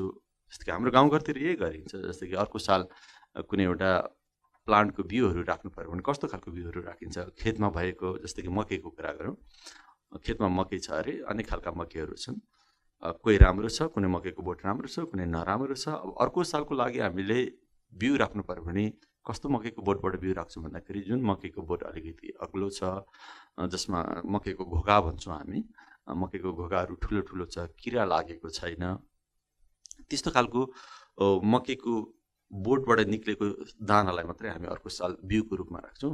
अनि बाँकी मकैहरू हामी खान्छौँ, बेच्छौँ, आफ्नो ठाउँमा छ। तर अर्को सालको लागि बिउ राख्नु पर्दाखेरि चाहिँ सबैभन्दा राम्रो, खेतमा भएको सबैभन्दा राम्रो मकैको दाना, राम्रो बोटको मकैको दानालाई हामी सेलेक्सन गरेर राख्छौँ। सो यसरी यो यसो किन गरेको भन्दाखेरि यही प्लान्ट ब्रिडिङ गर्नको लागि। प्लान्ट ब्रिडिङ भनेको के? अर्को साल यो सालभन्दा झन् राम्रो होस् भन्ने। अहिले जति मकै फल्यो त्योभन्दा अर्को साल झन् धेरै फलोस्, झन् धेरै दाना लागोस् मकैको घोकामा भनेर त्यसो। कारण त्यो छान्नु भनेको नै प्लान्ट ब्रिडिङ गर्नु हो, एउटा मेथड हो। सो अथवा किन छानेको भन्दाखेरि अर्को साल त्योभन्दा बेटर होस् भनेर छानेको। त्यही कारण त्यो टेक्निकलाई हामी के भन्छौँ? सेलेक्सन। सेलेक्सन भनेको चुज गर्ने हो। Selection among the varieties, selection among the different टाइप्सहरू हुन्छ, त्यसमा सबैभन्दा राम्रो छान्ने, बेटर छान्ने, सबैभन्दा राम्रो के छ। So this is called selection. Selection भनेको सेलेक्सन नै हो, अथवा यसरी लेखौँ, choosing the better one, best one लेख्दै भने choosing the best one among the varieties, यसैलाई हामी सेलेक्सन भन्छौँ। यो सेलेक्सन गर्ने पनि तरिका फरक फरक छन्। कसैलाई प्योर लाइन सेलेक्सन भन्छौँ, कसैलाई क्लोन सेलेक्सन भन्छौँ, मास सेलेक्सन भन्छौँ। 3 खालको सेलेक्सन्सहरू छ। मैले अलिकति सर्टकटमा यहाँहरूलाई बताउनु प्रयास गरेँ। एउटा छ मास सेलेक्सन, अर्को छ प्योर लाइन सेलेक्सन, अर्को क्लोन सेलेक्सन।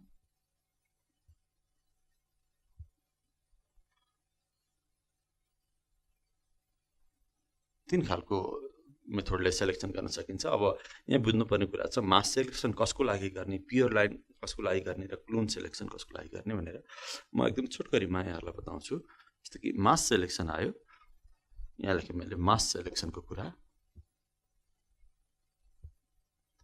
मास सेलेक्सन कस्तो कन्डिसनमा गरिन्छ भन्दाखेरि अनेक भेराइटिजका प्लान्ट्सहरू एकै ठाउँमा एउटै खेतमा रोपेको छ र तिनीहरूको बिचमा क्रस पोलिनेसन अथवा क्रस फर्टिलाइजेसन भइरहेको छ भने मास सेलेक्सन गरिन्छ। सो मैले फेरि दोहोऱ्याएँ। So mass selection is done in the cross pollinated plant, cross pollinated plants.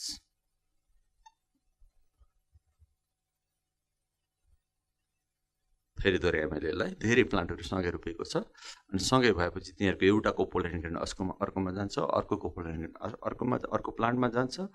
त्यो हुँदाखेरि तिनीहरूको बिचमा क्रस फर्टिलाइजेसन हुन्छ अनि त्यसबाट बनेका प्लान्टहरुबाट अथवा त्यसबाट बनेका सिडहरुलाई छान्ने प्रोसेसलाई नै हामी के भन्छौं मास selection भन्छौं।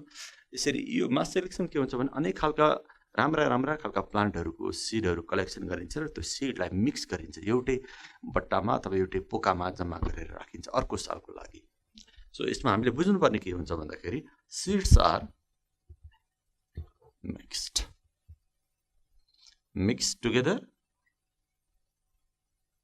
and sewn together, SOWN.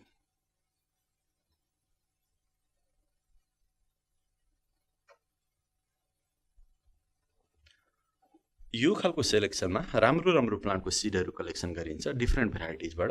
त्यो सिड्सहरुलाई मिक्स गरिन्छ अनि खेरि एउटै खेतमा छरिन्छ। अनि त्यसबाट फेरि सेलेक्सन गरिन्छ अर्को साल पनि त्यसै गरिन्छ फेरि नेक्स्ट इयर पनि त्यसरी नै गरिन्छ। यसरी सेलेक्सन गरियो भने मास सेलेक्सन। सो मैले यहाँ दुईटा इम्पोर्टेन्ट कुराहरु बताएँ। यहाँ क्रस पोलिनेटेड प्लान्टमा हुन्छ सिड्सहरु सबै मिक्स गरिन्छ र एकै ठाउँमा छरिन्छ अनि त्यो छरीको प्लान्टबाट सेलेक्सन गरिन्छ अर्को साल पनि त्यही गरिन्छ। त्यस्तो भए पनि मास सेलेक्सन। अब प्योर लाइन सेलेक्सनमा चाहिँ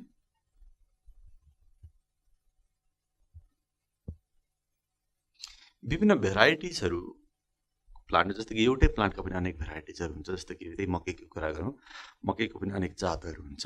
कोही रातो मकै हुन्छ, कोही अलिक पहेँलो मकै हुन्छ, कोही अलिक सेतो मकै हुन्छ, कोही एउटा एकदम सानो दाना भएको मुरली मकै भन्छौँ हामी त्यो हुन्छ। त्यो मकैको अनेक भेराइटिजहरु हुन्छन्। यो खालको सेलेक्सनमा चाहिँ एक खालको भेराइटिजलाई एउटा छुट्टै खेतमा रोपिन्छ अर्को खालको भेराइटिजलाई अर्को छुट्टै खेतमा रोपिन्छ। तिनीहरुलाई मिक्स गरिँदैन। यसको मतलब त्यहाँनेरि सेल्फ पोलिनेसन मात्रै हुन्छ। एक खालको भेराइटी एउटा खेतमा अर्को खालको भेराइटिज अर्को खेतमा। अनि सीड कलेक्सन गर्दा पनि एउटा भेराइटिजको एउटा खेतमा भएको एउटा भेराइटिजको सीडलाई छुट्टै ल्याएर एउटा छुट्टै बट्टामा राख्ने अथवा भाँडमा राख्ने अर्को खेतमा अर्को भेराइटिज राखेको हुन्छ। अनि त्यो भेराइटिजको प्लान्टको सीडलाई पनि छुट्टै कलेक्सन गरेर छुट्टै राख्ने मिक्स गरिँदैन। यहाँ सीडहरु के गरिँदैन मिक्स गरिँदैन। अनि छुट्टै बट्टामा राखेर अर्को चोटि रोप्दाखेरि पनि फेरि छुट्टै खेतमा रोप्ने नजिकै पनि अलिक टाढा रोप्ने जसले गर्दा पोलिनेसन सेल्फ होस् अथवा क्रस पोलिनेसन होस्। त्यो तरिकाले हामीले सेलेक्सन गर्यौं भने छुट्टै खेतमा रोपेर अनि त्यसको सिडहरु छुट्टै कलेक्सन गरेर छुट्टै छानेर अनि छुट्टै कलेक्सन गरेर फेरि अर्को साल छुट्टै खेतमा रोपेर त्यसबाट पनि सबैभन्दा राम्रो छानेर फेरि छानेको सिडलाई छुट्टै राखेर फेरि छुट्टै खेतमा रोपेर यसरी गरियो भने यो चाहिँ प्योर लाइन सेलेक्सन हुन्छ। यो चाहिँ इन द सेल्फ पोलिनेटेड प्लान्ट्सहरुमा हुन्छ। यसमा चाहिँ सीड्स आर kept separately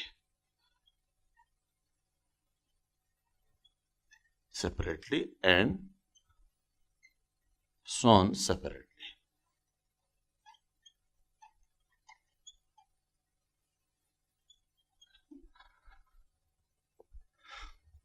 यो खालकोमा चाहिँ सिडहरु भेराइटिजका सिडहरु फरक तरिकाले कलेक्सन गरिन्छ। राम्रो यहाँ पनि सेलेक्सन गरिन्छ। राम्रो त्यो खेतमा भएको राम्रो प्लान्टको मात्रै सिडहरु कलेक्सन गरिन्छ तर त्यो सिडलाई मिक्स गरिँदैन। यहाँ विचार गर्नुपर्ने हुन्छ र रोप्दा पनि छुट्टै खेतमा रोपिन्छ। यो कस्तोमा गरिन्छ भन्दाखेरि सेल्फ पोलिनेटेड प्लान्टहरुबाट जुन सिडहरु लागेको हुन्छ त्यो सिडहरु कलेक्सन गर्नुपर्यो अथवा सेलेक्सन गर्नुपर्यो भने यो मेथड अपनाइन्छ। सो अर्को रहेछ क्लोन सेलेक्सन।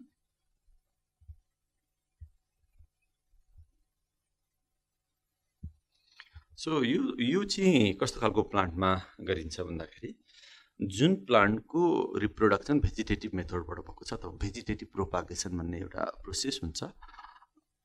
त्यो प्रोसेसबाट यदि प्लान्ट रिप्रोड्युस भएको छ र त्यो भएको प्लान्टलाई छान्नु पर्यो भने यो तरिकाले छानिन्छ क्लोन सेलेक्सन। जनरली क्लोन भन्ने बित्तिकै के गर्नु पर्यो भन्दाखेरि क्लोन भनेको इन्डिभिजुअल्स हो which are produce by vegetative reproduction. भन्नलाई के भनिन्छ भन्दाखेरि क्लोन्स आर जेनेटिकली सिमिलर। क्लोन्सको मिनिङ के हो? त्यो एउटै प्यारेन्ट्सबाट आएको सन्तानहरु जो सबै एक्ज्याक्टली सिमिलर हुन्छ भनिन्छ। जस्तो कि एउटा एक्जाम्पल लियौं, उखु। जनरली हामी उखु खान्छौं। उखुको माथि खाइसकेपछि माथिको टुप्पातिर हामी काट्छौं, त्यसमा लिफहरु हुन्छ अनि खेरि नोडहरु हुन्छ, बडहरु हुन्छ। त्यो टुप्पालाई बिचा अथवा फेदलाई हामी खान्छौं। टुप्पातिरको अलिकति स्टेम र लिफलाई हामी माटोमा गाड्छौं। त्यसबाट नयाँ उखुहरु निक्लिन्छ। हामीले एउटा हाँगा काट्यौं भने त्यसबाट धेरै उखुका बोटहरु निक्लिन्छ। ती सबै क्लोन हुन्। नयाँ निक्लेका जुन उखुका लाक्रा भन्छौँ हामी गाउँघरतिर, त्यो बोटहरू हुन्छन्, तिनीहरूलाई हामी क्लोन भन्छौँ, किनभने तिनीहरू एउटै हाँका सानो टुक्राबाट डेभलप भएका सन्तानहरू हुन्, भेजिटेटिभ प्रोपागेसनबाट निक्लेका सन्तानहरू हुन्, क्लोन भन्छौँ। तर हामीले बिउ राख्नु पऱ्यो भने अथवा अर्को नयाँ साललाई उखु उमार्नु पऱ्यो भने ती क्लोन भन्नको लागि सबै उस्तै हुन्छ भने पनि त्यसमा पनि कोही अलिकति मोटो हुन्छ, कोही अलिकति सानो हुन्छ।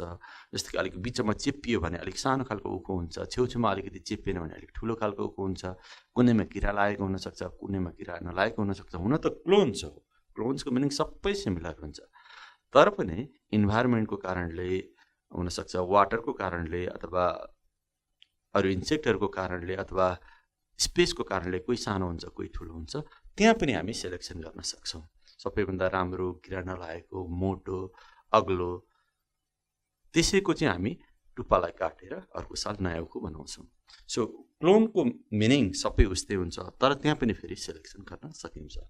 सो त्यसरी सेलेक्सन गऱ्यो भने त्यसलाई क्लोन सेलेक्सन भन्छौँ। सो यसमा चाहिँ कस्तो खालको प्लान्टमा गरिन्छ भन्दाखेरि इन द भेजिटेटिभली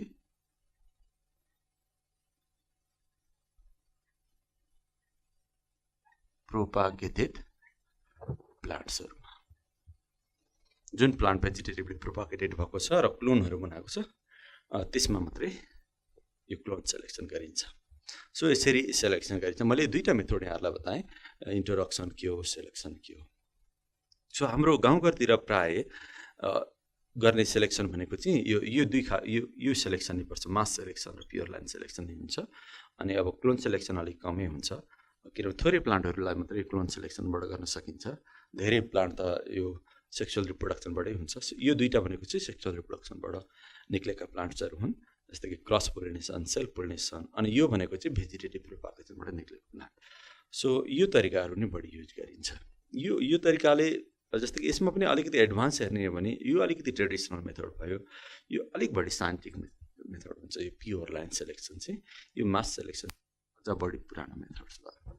सो यसरी इन्ट्रोडक्सन र सेलेक्सनको कुरा हुन्छ। अब मोस्ट इम्पोर्टेन्ट प्लान्ट ब्रिडिङको मेथड भनेको चाहिँ हाइब्रिडाइजेसन भयो। अब म यहाँहरूलाई प्लान्ट ब्रिडिङको एउटा नयाँ मेथड हाइब्रिडाइजेसनको बारेमा केही कुरा बताउँछु। वाट इज हाइब्रिडाइजेसन, हाइब्रिडाइजेसन गर्नुको उद्देश्य के हो, and what is the method of hybridization, यति कुराहरू यहाँलाई बताउँछु। पहिला डेफिनेसनको कुरा गरौँ। हाइब्रिडाइजेसन भनेको के हो? नामबाटै बुझिन्छ, हाइब्रिड बनाउने प्रोसेसलाई हाइब्रिडाइजेसन भनिन्छ। अब हाइब्रिड के हो भन्ने कुरा पनि भयो। फेरि दुईवटा जेनेटिकली डिफ्रेन्ट प्लान्टहरूको बिचमा क्रस गरियो भने त्यसबाट हाइब्रिड भन्छ। मैले फेरि दोहोऱ्याएँ, दुईवटा plant which are genetically different, तिनीहरूको बिचमा हामीले क्रस फर्टिलाइजेसन गऱ्यौँ अथवा क्रस पोलिनेसन गऱ्यौँ भने त्यसबाट बनेको सन्तानलाई नै हाइब्रिड भन्छौँ, र हाइब्रिड बनाउने प्रोसेसलाई नै हाइब्रिडाइजेसन भनिन्छ। सो यसलाई यसरी लेखौँ, it is a process of crossing to genetically different plants to produce hybrid. यहाँ मैले crossing two genetically different plants to produce hybrid, यहाँ तीनटा कुरालाई अन्डरलाइन गरेँ। यसैबाट हामी हाइब्रिडाइजेसन के भनेर बुझ्छौँ। क्रसिङ भनेको क्रस फर्टिलाइजेसन भन्ने कुरा बुझ्नुपर्ने हुन्छ हामीले। दुईटा जेनेटिकली डिफ्रेन्ट प्लान्टको बिचमा क्रस फर्टिलाइजेसन गऱ्यौँ भने हाइब्रिड जन्मिन्छ। त्यो हाइब्रिड जन्माउने प्रोसेसलाई नै हाइब्रिडाइजेसन भनिन्छ। तर अब दुईटा प्लान्टलाई फरक फरक प्लान्टलाई क्रस गर्दाखेरि त्यो हाइब्रिड कस्तो हुन्छ भन्ने कुरा ठ्याक्कै भन्न चाहिँ सकिँदैन। जेनरली हाइब्रिड चाहिँ के हुन्छ भन्दाखेरि दुईटा प्यारेन्ट्सभन्दा अलिकति राम्रो क्यारेक्टरको हुन्छ, तर सधैँ राम्रो हुन्छ भनेर ठ्याक्कै ग्यारेन्टी गरेर भन्न चाहिँ सकिँदैन। सो यदि नयाँ बनेको सन्तान दुईटा फरक फरक प्लान्टलाई क्रस गरेर बनेको नयाँ प्लान्ट हाइब्रिड प्लान्ट उसको प्यारेन्ट्सभन्दा पनि राम्रो भयो भने त्यसलाई चाहिँ हेटेरोसिस भनिन्छ। हेटेरोसिस के हो, यसको डेफिनेसन यहाँहरूले बुझ्नुपर्ने हुन्छ। हेटेरोसिस अरेला हाइब्रिड VIGOUR हाइब्रिड भाइगर पनि भन्छ हेटेरोसिस अर हाइब्रिड भाइगर भनेको यस्तो खालको हाइब्रिड जुन उसको प्यारेन्ट्स भन्दा पनि क्यारेक्टर्समा राम्रो छ बेटर छ सुपिरियर छ यसरी बताऊं hybrid which is superior to its parents it's called heterosis or hybrid vigour hybrid which is superior to its parents अब सुपिरियर भनेको राम्रो छ भनेको क्यारेक्टर राम्रो छ भनेको जस्तै कि ए भन्ने एउटा प्लान्ट अर्को बी भन्ने अर्को प्लान्ट यसलाई क्रस गरेर हामीले सी भन्ने हाइब्रिड बनायौं यो हाइब्रिड यो ए भन्दा पनि राम्रो छ बी भन्दा पनि राम्रो छ यो दुईटा प्यारेन्ट्स यो हाइब्रिडको प्यारेन्ट्स भनेको यो ए र बी यो दुईटै प्यारेन्ट्सको भन्दा राम्रो क्यारेक्टर यसमा देखियो भने यसलाई चाहिँ हेटेरोसिस भन्छौं हाइब्रिड यदि यो राम्रो भयो भने यसलाई हामी हेटेरोसिस भन्छौं यो चाहिँ प्यारेन्ट्स हो मानिलिनु यो चाहिँ प्यारेन्ट्स हो सो सिम्पल तरिका छ तर यो दुईटा प्लान्ट चाहिँ के हुनु पर्यो भन्दाखेरि जेनेटिकली डिफरेन्ट हुनु पर्यो त्यसकारण हाइब्रिडेसन गर्नु भनेको जस्तो पाए त्यस्तो हाइब्रिड बनाउनु खोजेको भन्ने होइन यस्तो हाइब्रिड बनाउने अथवा हेटेरोसिस बनाउने जुन चाहिँ प्यारेन्ट्स भन्दा पनि राम्रो क्यारेक्टरको छ त्यो टेक्निकलाई नै हामी हाइब्रिडाइजेसन भन्छौं अब म यहाँहरुलाई प्रोसेस अफ हाइब्रिडाइजेसनको बारेमा केही कुरा बताउँछु अब म यहाँहरुलाई प्रोसेस अर स्टेप्स अफ हाइब्रिडाइजेसनको बारेमा केही कुरा बताउँछु कसरी हाइब्रिडहरु प्रोड्युस गरिन्छ भन्ने कुराहरु भयो सो यसको लागि डिफरेन्ट स्टेप्सहरु हुन्छ अथवा मेथड्सहरु हुन्छ त्यसको बारेमा कुरा गरौँ फर्स्ट स्टेपमा हामीले के गर्नु पर्यो भन्दाखेरि कुन कुन दुईटा प्लान्टको बीचमा क्रस गर्ने हो पहिला त हामीले प्लान्ट नै आइडेन्टिफाई गर्नु पर्यो यो प्लान्ट र यो प्लान्टको बीचमा क्रस गर्ने भनेर त्यो प्लान्टहरु आइडेन्टिफाई गर्नु पर्यो अथवा त्यो प्लान्ट जसको बीचमा क्रस गरिन्छ तिनीलाई हामी प्यारेन्ट्स भन्छौं त्यो प्यारेन्ट्सहरु कुन प्यारेन्ट्सहरु छान्नु पर्यो त्यो प्यारेन्ट्स कस्तो हुनु पर्यो भन्दाखेरि जेनेटिकली डिफरेन्ट हुनु पर्यो र होमोजाइगस हुनु पर्यो प्रत्येक प्यारेन्ट्सहरु होमोजाइगस हुनु पर्यो दुईटा प्यारेन्ट्स हुन्छ होमोजाइगस भनेको त्यहाँ भित्र भएका एलिलिजहरु उस्तै खालको भएको भन्ने कुरा हो जतिचोटी तिनीहरुको सेल्फ फर्टिलाइजेसन गर्दा पनि उस्तै खालको मात्रै प्लान्ट बन्छ भने त्यो चाहिँ होमोजाइगस हो र जस्तो कि मानिलिउँ न यो एउटा कुनै प्लान्ट भयो ए भन्ने प्लान्ट यसको रिप्रोडक्सन गरिराख्नु धेरै जेनेरेसन निकाल्यो एकचोटी यो जेनेरेसन निक्ल्यो फेरि यसको रिप्रोडक्सन यो अनि यो हरेक चोटी जतिवटा जेनेरेसन प्रोड्युस गरे पनि यो ठ्याक्कै यो जस्तै प्लान्टहरु बन्यो भने यो चाहिँ होमोजाइगस प्लान्ट हो भनेर बुझ्नु पर्यो सो प्यारेन्ट्स भनेको जहिले पनि होमोजाइगस हुनुपर्छ यो जस्तो कि दुईटा प्लान्ट मैले यहाँ देखाएँ यो एउटा प्लान्ट यो अर्को प्लान्ट यो पनि होमोजाइगस हुनु पर्यो यो प्लान्ट पनि होमोजाइगस हुनु पर्यो र यो दुईटा प्लान्ट चाहिँ जेनेटिकली डिफरेन्ट हुनु पर्यो त्यस्तो भयो भने हाइब्रिडाइजेसन हुन्छ सो फर्स्ट स्टेप भनेको चाहिँ सेलेक्सन अफ प्यारेन्ट्स भयो कुन प्यारेन्ट्सहरु कस्तो क्यारेक्टर भएको दुईटा प्लान्टको बीचमा क्रस गर्ने भन्ने कुराहरु पहिला हामीले थाहा पाउनुपर्छ हाइब्रिड गर्ने मान्छेले थाहा पाउनुपर्छ सो अघि मैले बताएँ प्यारेन्ट्सहरु कस्तो हुनु पर्यो भन्दाखेरि जेनेटिकल्ली डिफरेन्ट हुनु पर्यो एन्ड होमोजाइगस हुनु पर्यो यस्तो खालको जेनेटिकली डिफरेन्ट तर प्रत्येक प्लान्ट चाहिँ के हुनु पर्यो होमोजाइगस हुनु पर्यो सो यो फर्स्ट स्टेप भयो सेलेक्सन अफ प्यारेन्ट्स त्यसपछि के गर्नु पर्यो भन्दाखेरि सेकेन्ड स्टेपमा आउँछ इमास्कुलेसन भन्ने एउटा प्रोसेस आउँछ इमास्कुलेसन यो इम्पोर्टेन्ट टर्म हो व्हाट इज इमास्कुलेसन जस्तो कि दुईटा प्लान्टको बीचमा हामी हाइब्रिड क्रस गरेर हाइब्रिड बनाउँछौं जस्तो कि मानिलिउँ यो एउटा प्लान्ट ए भन्ने प्लान्ट यो अर्को बी भन्ने प्लान्ट यो दुईटाको बीचमा हाइब्रिड गर्दैछौं यो प्लान्टको पनि के हुन्छ यो प्लान्टको पनि फ्लावरमा एन्ड्रोसियम हुन्छ अर्को गाइनोसियम हुन्छ त्यस्तै यो प्लान्टको पनि फ्लावरमा एन्ड्रोसियम र गाइनोसियम हुन्छ मानिलिउँ यो दुईटा प्लान्टहरु मैले भने ए भन्ने प्लान्ट र बी भन्ने प्लान्टको बीचमा हामी फर्टिलाइजेसन गर्न गइरहेका छौं अथवा क्रस गर्न गइरहेका छौं यो प्लान्टको पनि फ्लावरमा फेरि सम्झाएँ मैले एन्ड्रोसियम र गाइनोसियम हुन्छ यो प्लान्टको पनि फ्लावरमा एन्ड्रोसियम र गाइनोसियम अब हामीले क्रस भनेको चाहिँ यो दुईटा प्लान्टको मात्रै गर्ने यसको छेउछाउमा अरु धेरै प्लान्टहरु हुन्छ किनभने कुनै एउटा खेतमा गयो भने दुईटा मात्रै प्लान्ट हुँदैन हामीलाई गर्नु छ क्रस कसको भन्दाखेरि ए र बी को मात्रै गर्नु छ अथवा मानिलिउँ ए मा भएको पोलन ग्रेन्स हामीले बी मा लगेर ट्रान्सफर गर्नु छ अरु बाहिरको पोलन ग्रेन्सहरुलाई सबैलाई हामीले रोक्नु पर्ने छ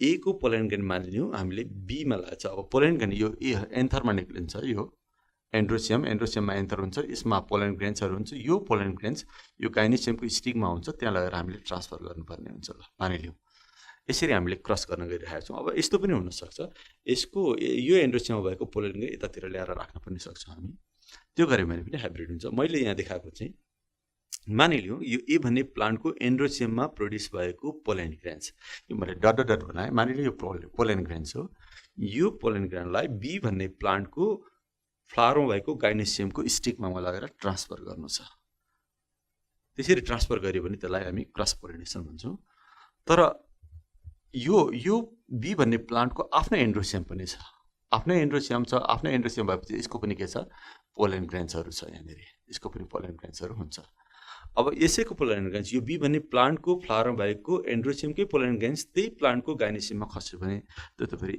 सेल्फ पोलिनेसन हुन्छ सेल्फ फर्टिलाइजेसन हुन्छ हामीले गर्न खोज्दैछौं क्रस तर इन केस यो एन्ड्रोसियमबाट निक्लेको पोलन ग्रेन्सहरु यसमा खसिदियो भने त्यो हाम्रो क्रस सम्भव हुँदैन त्यसै सेल्फ हुन्छ त्यो हुनको लागि त्यो सेल्फ पोलिनेसन नहोस् भन्नको लागि यो बी भन्ने प्लान्ट बाट हामीले एन्ड्रोसियमलाई यो पोलिनेसन हुनुभन्दा अगाडि नै हामीले के गर्नुपर्छ काटेर फाल्दिनु पर्ने हुन्छ यो बी भन्ने प्लान्टको फ्लावरमा भएको एन्ड्रोसियमलाई हामीले काटेर फाल्दिनु पर्छ बिफोर पोलिनेसन त्यसपछि सेल्फ पोलिनेसन हुने सम्भावना भएन सो यसरी स्टामेन अथवा एन्ड्रोसियम काटेर फाल्ने प्रोसेसलाई नै इमास्कुलेसन भन्छौं सो के को लागि त्यसो गरेको भन्दाखेरि to avoid self pollination so emasculation गर्नुपर्ने हुन्छ सेकेन्ड स्टेपमा यो भनेको मैले यहाँ लेखेँ the process of removal of stamen or endocyme stamens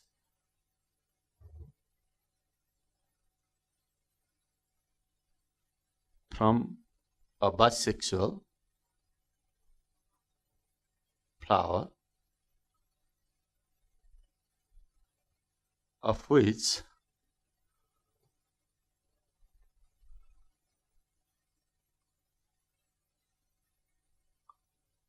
gynoecium is used for pollination.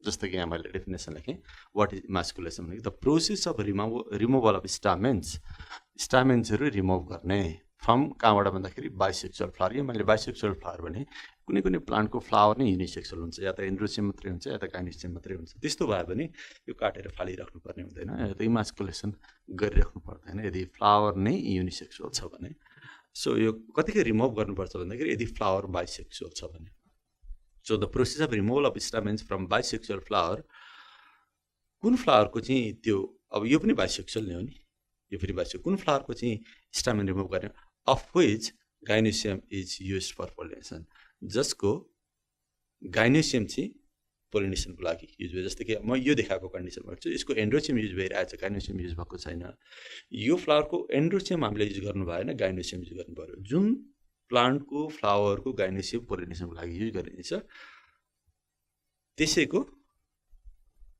Stamen काटेर फाल्ने प्रोसेसलाई नै इमास्कुलेसन भनिन्छ So is a process of removal of stamens from bisexual flower of which gynoecium is used for pollination. So this is called emasculation. यो किन गरिन्छ भनेर मैले अघि बताइसकेँ to ensure cross pollination or to avoid self pollination. So third step त्यसपछि के कुरा रह्यो भन्दाखेरि ब्यागिङको कुरा रह्यो ब्यागिङ भन्ने एउटा प्रोसेस हुन्छ ब्यागिङमा के गरिन्छ भन्दाखेरि अब सपोज यो प्लान्टको यो फ्लावरको स्टामेन त हामीले रिमुभ गर्यौं गाइनोसियम मात्रै छ अघि मैले बताए जस्तै यो गाइनोसियमको स्टिग्मामा अर्को बाहिरको अरु CDEF कुनै पनि प्लान्टको पोलन ग्रेन्सहरु आएर खस्न पनि सक्छ त्यस्तो भयो भने हामीले चाहेको क्रस पोलिनेसन हुँदैन हामीलाई त ठ्याक्कै यही प्लान्टको ए भन्ने प्लान्टको पोलन ग्रेन्स लगेर यसमातिर हाल्नु छ। त्यसकारण बाहिरको पोलन ग्रेन्सहरु नआओस् भनेर हामीले के गर्नुपर्छ भन्दाखेरि यो प्लान्टलाई आफ्टर रिमुभिङ स्टामेन्स यसलाई एउटा पोलिथिनको ब्यागले कभर गर्नुपर्छ। त्यसलाई हामी ब्यागिङ भन्छौँ। ब्यागिङ भनेको covering the plant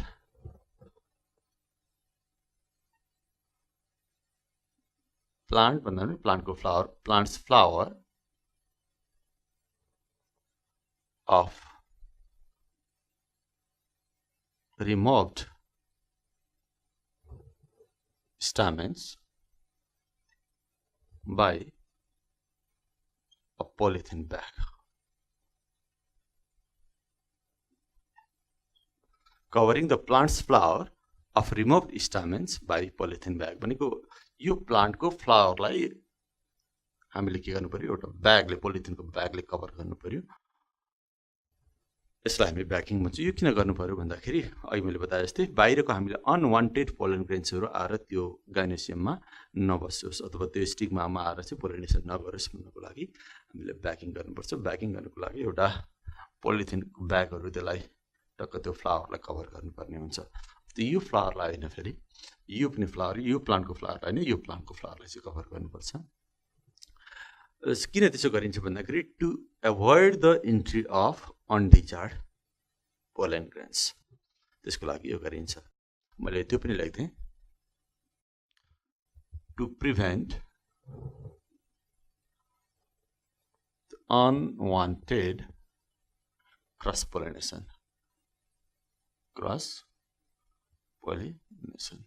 हामीले चाहेको भन्दा फरक खालको पोलिनेसन क्रस पोलिनेसन नहोस् भन्नको लागि यसरी ब्यागिङ गरिन्छ। त्यस पछाडी रह्यो अब खास पोलिनेसनको कुरा। अब सपोज जब यो प्लान्टको यो फ्लावरको यो कुनै एउटा फ्लावरको यो एन्ड्रोस्टिममा भएको एन्थर म्याच्युर भएर जब पोलन ग्रेन निक्लिने बेला हुन्छ अथवा यो एन्ड्रोस्टिम म्याच्युर हुन्छ त्यस पछाडी हामीले यो ब्याग हटाउनु पर्छ र आफैले यो प्लान्टको यो एन्ड्रोसियमलाई हामीले फेरि डिट्याच गर्नुपर्ने हुन्छ र एन्ड्रोसियमलाई रप्चर गरेर त्यसको पोलन ग्रेन जुन धुलो जस्तो हुन्छ मसिनो डस्ट जस्तो हुन्छ त्यसलाई आफ्नै हातले भनेको यो एन्ड्रोसियम अथवा स्टामेनलाई हामीले डिट्याच गर्ने अनि फेरि त्यसको एन्थरबाट पोलन ग्रेन्सहरु निकाल्ने अनि त्यो पोलन ग्रेन्सलाई आफ्नै हातले यो गाइनोसियमको माथि स्टिकमा लगेर हामीले छर्किनुपर्छ बिस्तारै झार्नुपर्छ पोलन ग्रेन्सहरु। त्यो गर्नेलाई नै हामी कन्ट्रोल ह्यान्ड पोलिनेसन भन्छौँ। यो चाहिँ आफैले गर्नुपर्ने हुन्छ ब्याग हटाएर गर्नुपर्ने हुन्छ। So this is called next step is control hand pollination भनेको चाहिँ अब चाहिँ ठ्याक्कै क्रस पोलिनेसन गर्नुपर्ने हुन्छ हामी आफैले गर्नुपर्ने हुन्छ आर्टिफिसियली गर्नुपर्ने हुन्छ। त्यही भएर कन्ट्रोल ह्यान्ड पोलिनेसन ट्रान्सफरिङ यसलाई यसरी बुझौँ transferring pollen grains artificially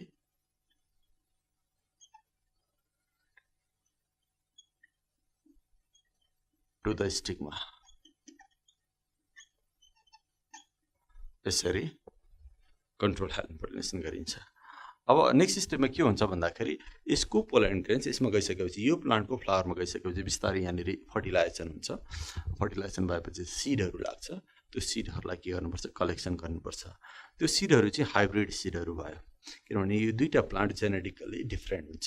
so next step जब सिड लाग्छ जस्तो पोलिनेसन भइसक्यो यहाँनिर मानिलियौँ पोलिनेसन भएपछि फर्टिलाइजेसन पनि भयो गाइनोसियम भित्र ओभरी हुन्छ ओभरीमा गएर फर्टिलाइजेसन हुन्छ अनि त्यहाँ गएर सिडहरु लाग्छ अनि त्यो सिडहरुलाई कलेक्सन गर्ने अनि छर्ने छरेपछि जुन प्लान्टहरु निक्लिन्छ त्यो चाहिँ F1 जेनेरेसन हुन्छ अथवा हाइब्रिड हुन्छ। सो नेक्स्ट स्टेप भनेको चाहिँ त्यही सिड छरेर पछाडी सिड लागेपछि अनि सिड छरेर नयाँ प्लान्टहरु निकाल्ने भनेको रेजिङ F1 जेनेरेसन अथवा हाइब्रिड।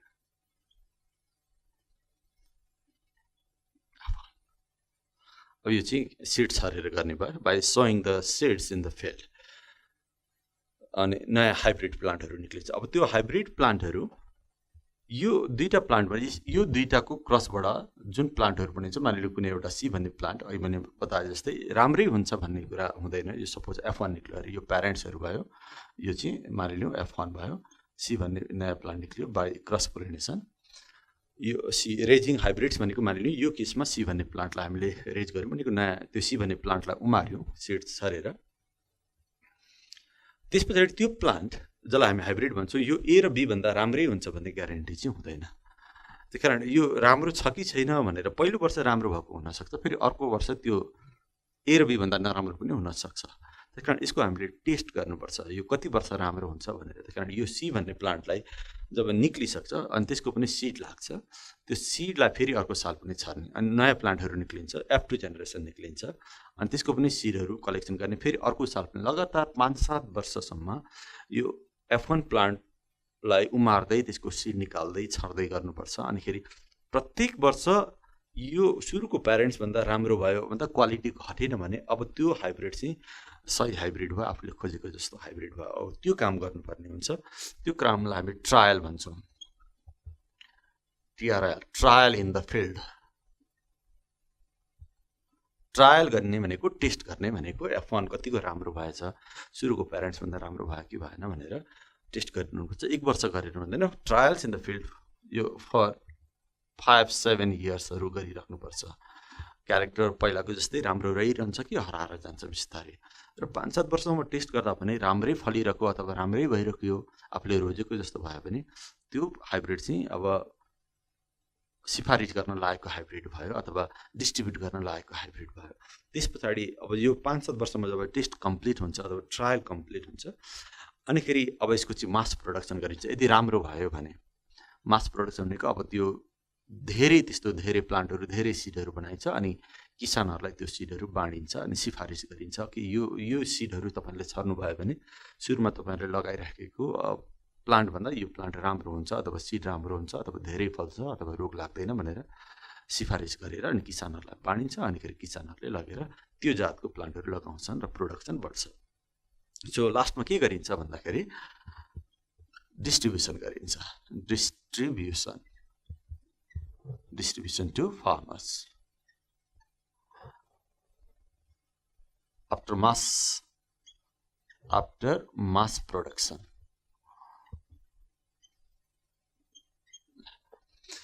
5-7 इयर्समा ट्रायल गरिसकेपछि जब रिजल्ट राम्रै आइरहेको हुन्छ त्यस पछाडि मास प्रोडक्सन गरिन्छ त्यस पछाडि किसानलाई डिस्ट्रिब्युट गरिन्छ यसरी हाइब्रिडाइजेसन गरिन्छ नयाँ खालको जातहरू प्रोड्युस गरिराखेको हुन्छ सर्टेन अर्गनाइजेसन हुन्छन् प्राइभेट अर्गनाइजेसनहरू पनि हुन्छन् सरकारी निकायहरू पनि हुन्छन् यिनीहरूले यसरी नै नयाँ जातको मकैको बिउहरू सिफारिस गरिरहेको हुन्छ धानको नयाँ जातहरू सिफारिस गरिरहेको हुन्छ गहुँको नयाँ जातहरू यो यसरी नै गर्छ यो एकैचोटि 1 वर्षमा हुने कुरा होइन यो 8-10 वर्ष लाग्न सक्छ एउटा नयाँ जातको गहुँको बिरुवाहरू बनाउनको लागि अथवा मकैको बिरुवाहरू बनाउनको लागि यसरी काम गरिराखेको हुन्छ यो मैले सर्टकटमा यहाँलाई प्रोसेस अफ हाइब्रिडाइजेसन यहाँनिर बताएँ सो सुरुमा प्यारेन्ट्सहरू सेलेक्ट गर्ने त्यस पछाडि इमास्कुलेसन भयो त्यस पछाडि ब्यागिङ भयो अनि पोलिनेसन भयो अनि हाइब्रिडहरू कलेक्सन गर्ने भयो त्यस पछाडि त्यो हाइब्रिडहरूलाई प्रत्येक वर्ष टेस्ट गर्दै लाने भयो अनि लास्टमा मास प्रोडक्सन गर्ने अनि किसानलाई बेच्ने काम हुन्छ so these are the steps of hybridization अब म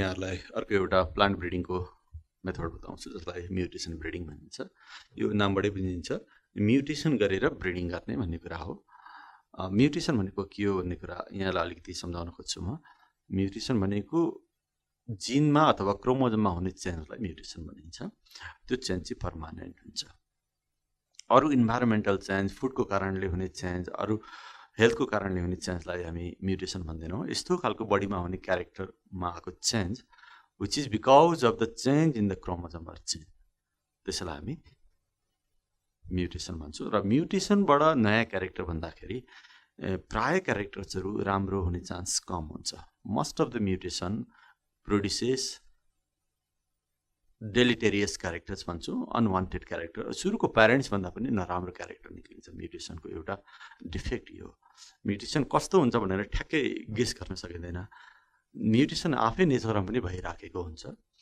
आफै पनि नयाँ क्यारेक्टर्सहरू निक्लिरहेको हुन्छ क्रोमोजोममा चेन्ज आएर नेचरली अकरिङ म्युटेसन हुन्छ अथवा स्पोन्टेनियस म्युटेसन भन्छौँ र यहाँ हाम्रो प्लान्ट ब्रिडिङमा काम लाग्ने म्युटेसन भनेको चाहिँ आर्टिफिसियल म्युटेसन भयो हामी म्युटेसन आर्टिफिसियली पनि क्रिएट गर्न सक्छौँ अथवा कुनै पनि प्लान्टको सेलहरूलाई सेलभित्र भएको क्रोमोजोम अथवा त्यहाँ भएको जिनलाई हामी चेन्ज गर्न सक्छौँ केही सब्सटेन्सहरूलाई युज गरेर यसरी हामीले क्रोमोजोमलाई आफैले चेन्ज गर्न खोज्यौँ भने त्यो चाहिँ आर्टिफिसियल म्युटेसन भयो। सो आर्टिफिसियल म्युटेसनबाट पनि क्यारेक्टर प्राय राम्रो हुने चान्स कम हुन्छ, तर कहिलेकाहीँ गर्दै जाँदाखेरि राम्रो हुन पनि सक्छ। यदि राम्रो भयो भने हामीले खोजेको प्लान्ट ब्रिडिङको उद्देश्य पुरा हुन्छ। त्यसकारण म्युटेसनबाट अघि मैले बताएको छु कि प्राय चाहिँ नराम्रो क्यारेक्टर्सहरू हुन्छ। सो त्यही सब्सटेन्स जसको सहायताले हामी म्युटेसन क्रिएट गर्छौँ र क्यारेक्टर चेन्ज गरेर राम्रो प्लान्ट बनाउन खोज्छौँ, त्यो मेथडलाई नै हामी म्युटेसन ब्रिडिङ भन्छौँ। यसरी लेखौँ, लाइक डेफिनेसन,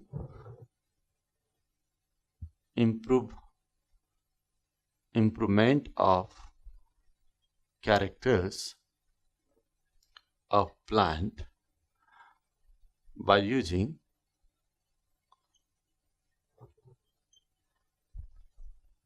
different mutagens भनेको चाहिँ सब्सटेन्स हो, जुन सब्सटेन्सको एक्सपोजरमा सेलभित्र भएको क्रोमोजोमहरूमा चेन्ज आउँछ, त्यस्तो सब्सटेन्सलाई म्युटाजेन्स भन्छ। सो यो म्युटाजेन्सको सहायताले हामी म्युटेसन क्रिएट गर्छौँ, अनिखेरि क्यारेक्टर चेन्ज गर्छौँ अनि राम्रो क्यारेक्टर बनाउने प्रयास गर्छौँ। So in this way, so what is mutation breeding भनेको it is the production of new characters or new types of plant by using mutagens or by creating new type the mutation.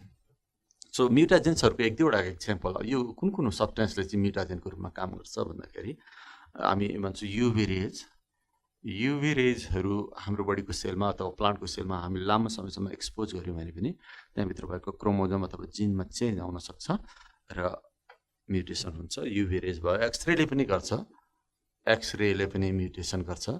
अनि केही यसलाई physical म्युटाजेन्स पनि भन्छौँ हामी। अनि केही केमिकलहरू पनि हुन्छ जुन बडीको सेलमा पऱ्यो भने त्यसले पनि म्युटेसन क्रिएट गर्छ, त्यसलाई केमिकल म्युटाजेन्स भन्छौँ हामी। जस्तो कि NITROS नाइट्रस एसिडले म्युटेसन क्रिएट गर्न सक्छ, मस्टर्ड ग्यास, यी केमिकल्सहरूले पनि, यस्ता थुप्रै हुन्छन्, यी केमिकल्सहरूले पनि म्युटेसन क्रिएट गर्न सक्छ। कोल्चिसिन भन्ने एउटा केमिकल छ, अर्को कोल्चिसिन भन्ने केमिकल्स एसेट्रा, यी केमिकल्सहरूले म्युटेसन क्रिएटहरू गर्न सक्छ र यी केमिकलहरूको सहायताले हामी म्युटेसन क्रिएट गरेर नयाँ प्लान्टहरू बनायौँ भने त्यो चाहिँ म्युटेसन ब्रिडिङ भयो। तर धेरै जसो फाइदाजनक चाहिँ हुँदैन। स्पेसली म्युटेसन पनि कुन खालको म्युटेसन भने पोलिप्लॉइड टाइपको म्युटेसन भयो भने चाहिँ अलिक फाइदाजनक हुन्छ। पोलिप्लॉइड म्युटेसनको धेरै टाइपहरू हुन्छ, एउटा टाइपको नाम हो पोलिप्लॉइड म्युटेसन। यो पोलिप्लॉइड म्युटेसन भयो भने सेलभित्रको क्रोमोजोमको नम्बर डबल हुँदै जान्छ अथवा बिस्तारै बिस्तारै बढ्दै जान्छ, 2n बाट 3n 4n 5n यस्तो हुँदै जान्छ। त्यस्तो भयो भने पोलिप्लॉइड हुन्छ। अथवा number of set of chromosome नै बढ्यो भने, जस्तो कि 2n भनेको चाहिँ जतिवटा हुनुपर्ने हो त्यसलाई हामी 2n भन्छौँ, यहाँ दुईवटा सेट छ nn, अनि यो बिस्तारै बढेर 3n भयो, 4n भयो, 5n भयो, यसै गरी बढ्दै बढ्दै गयो भने यसलाई हामी पोलिप्लॉइड भन्छौँ। पोलिप्लॉइड भनेको सेलभित्र हुने क्रोमोजोमको सेट बढ्नु हो, 2n बढेर 3n 4n 5n 6n यस्तो हुनु। सो यो खालको म्युटेसन भयो भने, अरू खालको म्युटेसन पनि हुन्छ, यो खालको म्युटेसन भयो भने चाहिँ अलिक फाइदाजनक हुनसक्छ। किनभने पोलिप्लॉइड म्युटेसन भयो अथवा अर्गानिजम जुनमा पोलिप्लॉइड छ अथवा जसमा क्रोमोजोम नम्बर बढेको छ, त्यो अर्गानिजम अथवा भनौँ प्लान्टको साइज बढ्छ, फ्रुटको साइज बढ्छ, त्यो भयो भने फाइदा हुनसक्छ। यो ट्रिप्लोइड भयो भने चाहिँ, ट्रिप्लोइड खालको पोलिप्लॉइड भयो भने चाहिँ सिडलेस फ्रुट्सहरू भन्न सक्छ। जस्तो कि सिडलेस फ्रुट्स भन्यो भने पनि कहिलेकाहीँ फाइदा हुन्छ। जस्तो कि हामीले economically they are more beneficial. जस्तो कि हामीले खाएको फ्रुट्सहरूमा भित्र सिड भयो भने त्यो खालको फ्रुट्सहरूलाई धेरै मान्छेले मन पराउँछन्। जस्तो कि हामीले खाने धेरै बनानाको भेराइटिजमा हेऱ्यो भने पनि त्यहाँ सिडहरू हुँदैन, ग्रेप्सको भेराइटिज हेऱ्यो भने त्यहाँ पनि सिड हुँदैन। सो त्यस्तो सिडलेस भयो भने इकोनोमिकली बढी बेनिफिसियल।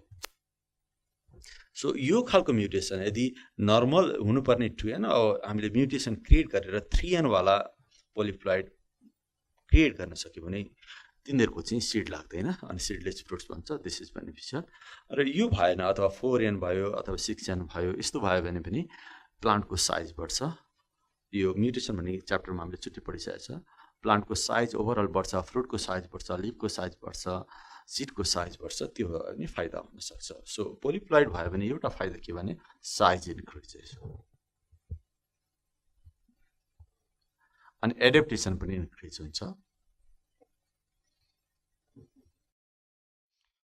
प्लान्टको एडेप्टेसन गर्ने क्यापासिटी पनि बढ्न सक्छ। सो यो पनि एउटा हाम्रो प्लान्ट ब्रिडिङको उद्देश्य हुनसक्छ, साइज बढाउनु, फ्रुटको साइज, सिडको साइज बढाउनु, प्लान्टलाई अलिकति एडभर्स कन्डिसनमा पनि सर्भाइभ गर्न सक्ने खालको बनाउनु, यो एउटा प्लान्ट ब्रिडिङको उद्देश्य हुनसक्छ। र पोलिप्लोइड म्युटेसन भयो भने यो सम्भव पनि हुनसक्छ। अरू धेरै केही फाइदाहरू छन्। अर्को एउटा फाइदा मैले यहाँ लेखेँ, it helps to produce seedless fruits. So यसरी म्युटेसनको सहायताले पनि हामी प्लान्टको क्यारेक्टर्सहरू इम्प्रुभ गर्न सक्छौँ। सो अब लास्टमा एउटा कुरा गर्छु यहाँलाई, जेनेटिक इन्जिनियरिङ। हुन त यो हामी छुट्टै टपिक्समा पढ्छौँ, जेनेटिक इन्जिनियरिङ।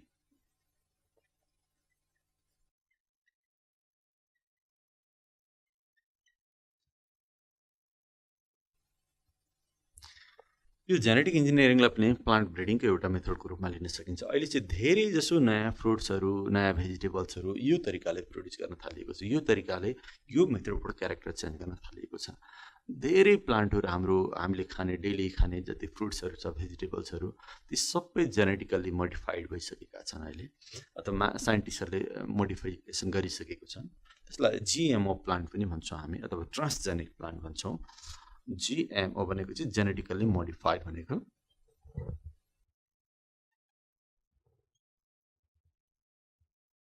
अथवा यसलाई हामी अर्को ल्याङ्ग्वेजमा भन्दाखेरि ट्रान्सजेनिक भन्छौँ।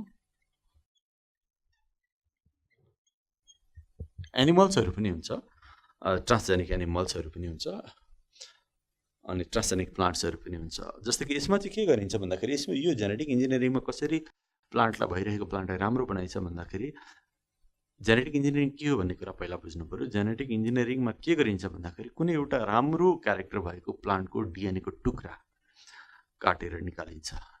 एउटा प्लान्टको डिएनएको सानो टुक्रा जसलाई हामी जिन त्यो काटेर निकालिन्छ र अर्को प्लान्टको सेलमा लगेर इन्सर्ट गरिन्छ। यसलाई हामी कट एन्ड पेस्ट टेक्नोलोजी पनि भन्छौँ। एउटाको डिएनएको टुक्रा काट्ने, यस्तो टुक्रा काट्ने जुन टुक्रा डिएनएको टुक्रा अथवा जिन भनौँ, यस्तो जिन निकाल्ने जुन जिनले हामीले खोजेको क्यारेक्टर प्रोड्युस गरिरहेको छ।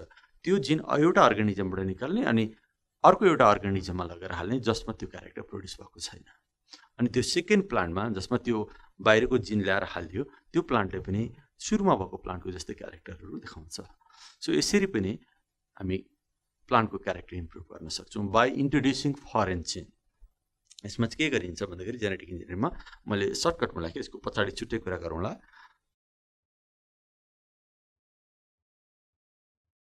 Foreign genes are introduced। बाहिरको अरू प्लान्टको जिनहरू काटेर ल्याएर दोस्रो प्लान्टमा हालिन्छ र दोस्रो प्लान्टमा पनि सुरुको अर्को नयाँ प्लान्टको अथवा पहिलाको प्लान्टको क्यारेक्टर्सहरू देखाउन थाल्छ। यसरी पनि हामी क्यारेक्टर इम्प्रुभ गर्न सक्छौँ। अहिले धेरै प्लान्टहरू यसरी नै मोडिफाइड भइरहेका छन् अथवा क्यारेक्टर राम्रो बनाइरहेका छन् साइन्टिस्टहरूले। सो त्यो मेथडलाई जेनेटिक इन्जिनियरिङ भनिन्छ। यसको बारेमा हामी छुट्टै एउटा टपिक्समा कुरा गर्छौँ। अब म यहाँलाई एउटा नयाँ टपिक्स ग्रिन मेन्युरको बारेमा कुरा गर्न गइरहेको छु। अब ग्रिन मेन्युर के हो र यसको फाइदा के हो, यसको बारेमा कुरा गर्छु। मेन्युर यहाँहरूले सुन्नुभएको होला। मेन्युरलाई हामी नर्मली मल भन्ने गर्छौँ। खेतबारीमा जुन मलहरू लगाइन्छ त्यही मललाई मेन्युर भन्छौँ। एक खालको मल हुन्छ, त्यसलाई हामी केमिकल फर्टिलाइजर भन्छौँ। केमिकल फर्टिलाइजर चाहिँ अब इन्डस्ट्रीमा प्रोड्युस गर्ने कुरा भयो। ठुलो फ्याक्ट्री अथवा इन्डस्ट्री हुन्छ, तिनीहरूले अर्को केमिकल प्रोसेसबाट केमिकल फर्टिलाइजर्सहरू बनाउँछ। अब केमिकल फर्टिलाइजर्सहरू युज गर्दा के हुन्छ र ग्रिन मेन्युर किन चाहियो भन्ने कुरा पहिला हामीले बुझ्नुपर्छ। मेन्युर त यहाँलाई थाहा छ, मेन्युर भनेको पार्सियल्ली डिकम्पोज्ड मेटेरियल्सहरूलाई हामी के भन्छौँ, मेन्युर भन्छौँ। जस्तो कि अलिअलि कुहिएको गोबरहरू यस्तो हुन्छ, गाईबस्तुको गोबरहरू, परालका टुक्राहरू जुन हामी मलको रूपमा युज गर्छौँ, त्यसैलाई हामी मेन्युर भन्छौँ। मेन्युरका पनि अनेक टाइपहरू छन्, जस्तो कि फार्मयार्ड मेन्युर भन्ने हुन्छ, एउटा कम्पोस्ट मेन्युर भन्छ, भर्मी भन्ने मेन्युर भन्ने हुन्छ, गडौलाबाट मल बनाउने भन्ने अनेक मेन्युर हुन्छ। र म यहाँ कुरा गर्दै थिएँ, यो ग्रिन मेन्युर भनेको एक खालको मेन्युर हो। यो चाहिँ हाम्रो गाउँघरतिर हुने मेन्युर हो र र अर्को एउटा फर्टिलाइजर हुन्छ केमिकल फर्टिलाइजर। दुईटैको उद्देश्य चाहिँ एउटै हो, सोइललाई बढी फर्टाइल बनाउने अनि प्रोडक्सन बढाउने। जुन प्लान्ट लगाउँछौँ हामी खेतमा त्यसको प्रोडक्सन बढाउने भन्ने हुन्छ उद्देश्य। तर केमिकल फर्टिलाइजरका केही साइड इफेक्टहरू छन्, त्यसलाई रिप्लेस गर्नको लागि यो ग्रिन मेन्युर भन्ने कन्सेप्ट आयो। अब ग्रिन मेन्युर के हो, पहिला यसको कुरा गरौँ, डेफिनेसन कुरा गरौँ। ग्रिन मेन्युर भनेको एक्चुअली ग्रिन प्लान्ट नै हो, सानो सानो साइजको, चाँडो बढ्ने सानो साइजको लेगुमिनस जातको प्लान्टहरूलाई नै हामी के भन्छौँ, ग्रिन मेन्युर भन्छौँ। जस्तो कि कुनै कुनै प्लान्ट जति खेतमा लगायो त्यति त्यो सोइल फर्टाइल बन्छ। जस्तो कि खेतमा जति हामी गोबर मल हाल्छौँ त्यति नै सोइल फर्टाइल हुन्छ, त्यसो गोबर मल के हो, मेन्युर हो। त्यस्तै कुनै कुनै प्लान्टलाई हामी जति खेतमा बढी लगाउँछौँ त्यति नै त्यो सोइलको फर्टिलिटी बढ्छ। सोइललाई झन् फर्टाइल बनाउने प्लान्टहरू पनि हुन्छ, त्यही प्लान्टहरूलाई हामी के भन्छौँ, ग्रिन मेन्युर भन्छौँ। त्यसो भए ग्रिन मेन्युर भनेको ग्रिन प्लान्ट नै हो, सानो सानो साइजको लेगुमिनस जातको प्लान्टलाई नै ग्रिन मेन्युर भन्छ। जुन खेतमा लगाइसकेपछि त्यो सोइलमा नाइट्रोजनको मात्रा अथवा अरू प्लान्टलाई के चाहिन्छ त्यसको मात्रा बढेर जान्छ, त्यस पछाडि लगाएको प्लान्टलाई चाहिँ अनि फाइदा हुन्छ। जस्तो कि हामी धान लगाउन आँटिरहेका छौँ भने, धान खेती लगाउन आँटिरहेका छौँ भने त्यो धान खेती लगाउनुभन्दा झन्डै 1.5-2 महिना अगाडि हामी खेतमा एक खालको प्लान्ट लगाउन सक्छौँ, सोइल फर्टाइल होस् भनेर। यस्तो प्लान्ट लगाउनु पर्ने हुन्छ जसले नाइट्रोजन फिक्सेसन गर्न सक्छ। त्यो भनेको कुन प्लान्ट हो भन्दाखेरि लेगुमिनस जातको प्लान्ट्सहरू हो। लेगुमिनस जातको प्लान्टको रुटमा नोड्युल्सहरू हुन्छ, त्यो नोड्युल्समा नाइट्रोजन फिक्सिङ ब्याक्टेरिया बस्छ अनि त्यो नाइट्रोजन फिक्सिङ ब्याक्टेरियाको कारणले अब नाइट्रोजन जम्मा हुन्छ, त्यो प्लान्टको लेगुमिनस प्लान्टको जरामा नाइट्रोजन जम्मा हुन्छ र त्यो प्लान्टलाई हामी के गर्छौँ भन्दाखेरि यो ग्रिन मेन्युरमा पर्ने प्लान्टहरूलाई उम्रिन दिन्छौँ, अलिकति ठुलो हुन दिन्छौँ, धेरै मेच्योर हुन चाहिँ दिँदैनौँ। फ्रुट्सहरू डेभलप भइन्जेलसम्म त्यो प्लान्टलाई राखिँदैन। अनिखेरि त्यो प्लान्टलाई झन्डै 1-1.5 फिट जति अग्लो भइसकेपछि त्यसलाई हामी खेतमै जोत्छौँ, खेत जोतिसक्छौँ अथवा खन्छौँ र त्यो प्लान्टलाई ती माटोमै मिसाउँछौँ, बढ्न दिन्नौँ। अनि त्यो प्लान्ट ती माटोमा कुहिन्छ अनि त्यो सोइल फर्टाइल हुन्छ, त्यहाँ नाइट्रोजन जान्छ अनि अरू अर्ग्यानिक सब्सटेन्सहरू पनि जान्छ। त्यस पछाडि झन्डै 1.5-2 महिना पछाडि हामी जब धान खेत लगाउँछौँ अनि धानलाई त्यो सोइल एकदम सुइटेबल हुन्छ, धानको प्रोडक्सन बढ्छ। सो यस्तो सुरुमा लगाएको प्लान्ट जसले सोइललाई फर्टाइल बनाउँछ त्यही प्लान्टहरूलाई हामी के भन्छौँ, ग्रिन मेन्युर भन्छौँ। सो मैले डेफिनेसन यसरी लेखेँ, green manures these are the green plants of leguminosae family, leguminosae फ्यामिलीमा पर्ने अथवा लेगुमिनस जातको प्लान्टहरू। These are the green plants of leguminous family which can fix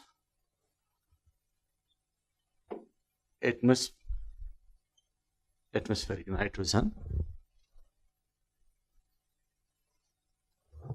and makes the soil fertile. मैले यहाँ के कुरा लेखेँ, जस्तो कि यो ग्रिन मेन्युर भनेको ग्रिन प्लान्ट नै हो, लेगुमिनस जातको प्लान्टहरू हो जसले एटमोस्फेरिक नाइट्रोजन फिक्स गर्न सक्छ, which can fix atmospheric nitrogen and सललाई फर्टाइल बनाउँछ। त्यस्तो प्लान्टहरूलाई नै ग्रिन मेन्युर भन्छौँ। अब सबै लेगुमिनस प्लान्टहरूलाई फेरि युज माने ग्रिन मेन्युरको रूपमा युज गर्न सकिँदैन। यस्तो खालको लेगुमिनस प्लान्ट मात्रै युज हुन्छ जुन चाहिँ के हुन्छ, फास्ट ग्रोइङ हुनु पर्यो, एकदम चाँडै बढ्ने खालको लेगुमिनस प्लान्ट मात्रै हामीले ग्रिन मेन्युरको रूपमा युज गर्न सक्नु पर्यो। र अर्को के हुनु पर्यो भन्दाखेरि हर्बिसियस नेचरको हुनु पर्यो। हर्बिसियस नेचर भनेको त्यो प्लान्ट चाहिँ एकदम कमजोर खालको, डेलिकेट खालको, भनेको यसरी कडा खालको स्टेमहरू नभएको, सजिलैसँग कुहिने खालको, यसो माटोमा यसो पुर्दाखेरि सजिलैसँग कुहिने खालको यो स्टेमहरू दह्रो नभएको, त्यसलाई हर्बिसियस भन्छौँ। हर्बिसियस नेचरको हुनु पर्यो, फास्ट ग्रोइङ हुनु पर्यो and capable of nitrogen fixing, nitrogen fix गर्न सक्ने क्यापेसिटी भएको हुनु पर्यो। त्यस्तो खालको लेगुमिनस प्लान्टलाई मात्रै हामी ग्रिन मेन्युरको रूपमा युज गर्न सक्छौँ। यो दुईवटा क्यारेक्टर्स, जो फास्ट ग्रोइङ हुनु पर्यो, हर्बिसियस नेचरको हुनु पर्यो। यस्तो खालको लेगुमिनस प्लान्ट छ भने त्यसलाई हामी ग्रिन मेन्युरको रूपमा युज गर्न सक्छौँ। मैले अघि बताएँ कि ग्रिन मेन्युरहरू मेन कल्टिभेसनभन्दा अगाडि लगाइन्छ, 1.5-2 महिना अगाडि यो प्लान्टहरूलाई खेतमा छरिन्छ अनि त्यसपछि उम्रिन्छ फेरि माटोमा मिलाइन्छ अनि मलको रूपमा काम गर्छ so these are the green manures मैले डेफिनेसन बताएँ र कस्तो नेचरको हुनुपर्छ यो मैले बताएँ एउटा त नेचर के हुने भन्दाखेरि यो लेगुमिनेसी फ्यामिली के हुनु पर्यो लेगुमिनेस प्लान्ट हुनु पर्यो लेगुमिनेस प्लान्ट भनेको हामीले बुझ्नुपर्छ दाल जातिको प्लान्टहरुमा पर्छ लेगुमिनेस प्लान्ट भनेको पल्सेस भेराइटिज भन्छौँ पल्सेस दालहरू हुन्छन् जति पनि दालहरू हुन्छ त्यो सबै लेगुमिनेस फ्यामिलीमा पर्छ जस्तै कि रहरको दाल केसरीको दाल मुसुरीको दाल कालो दाल हरियो दाल जति छ त्यो सबै यो लेगुमिनेस फ्यामिलीमै पर्छ अथवा ती सबै लेगुमिनेस प्लान्टहरू नै हो अघि मैले बताइसकेँ त्यो लेगुमिनेस प्लान्टको जरामा रुट नोड्युल्सहरू हुन्छ जस्तै कि मैले एउटा जरा मात्रै बनाएँ यस्तो भयो जराहरू भयो सपोज लेगुमिनेस प्लान्टको जरा भयो यो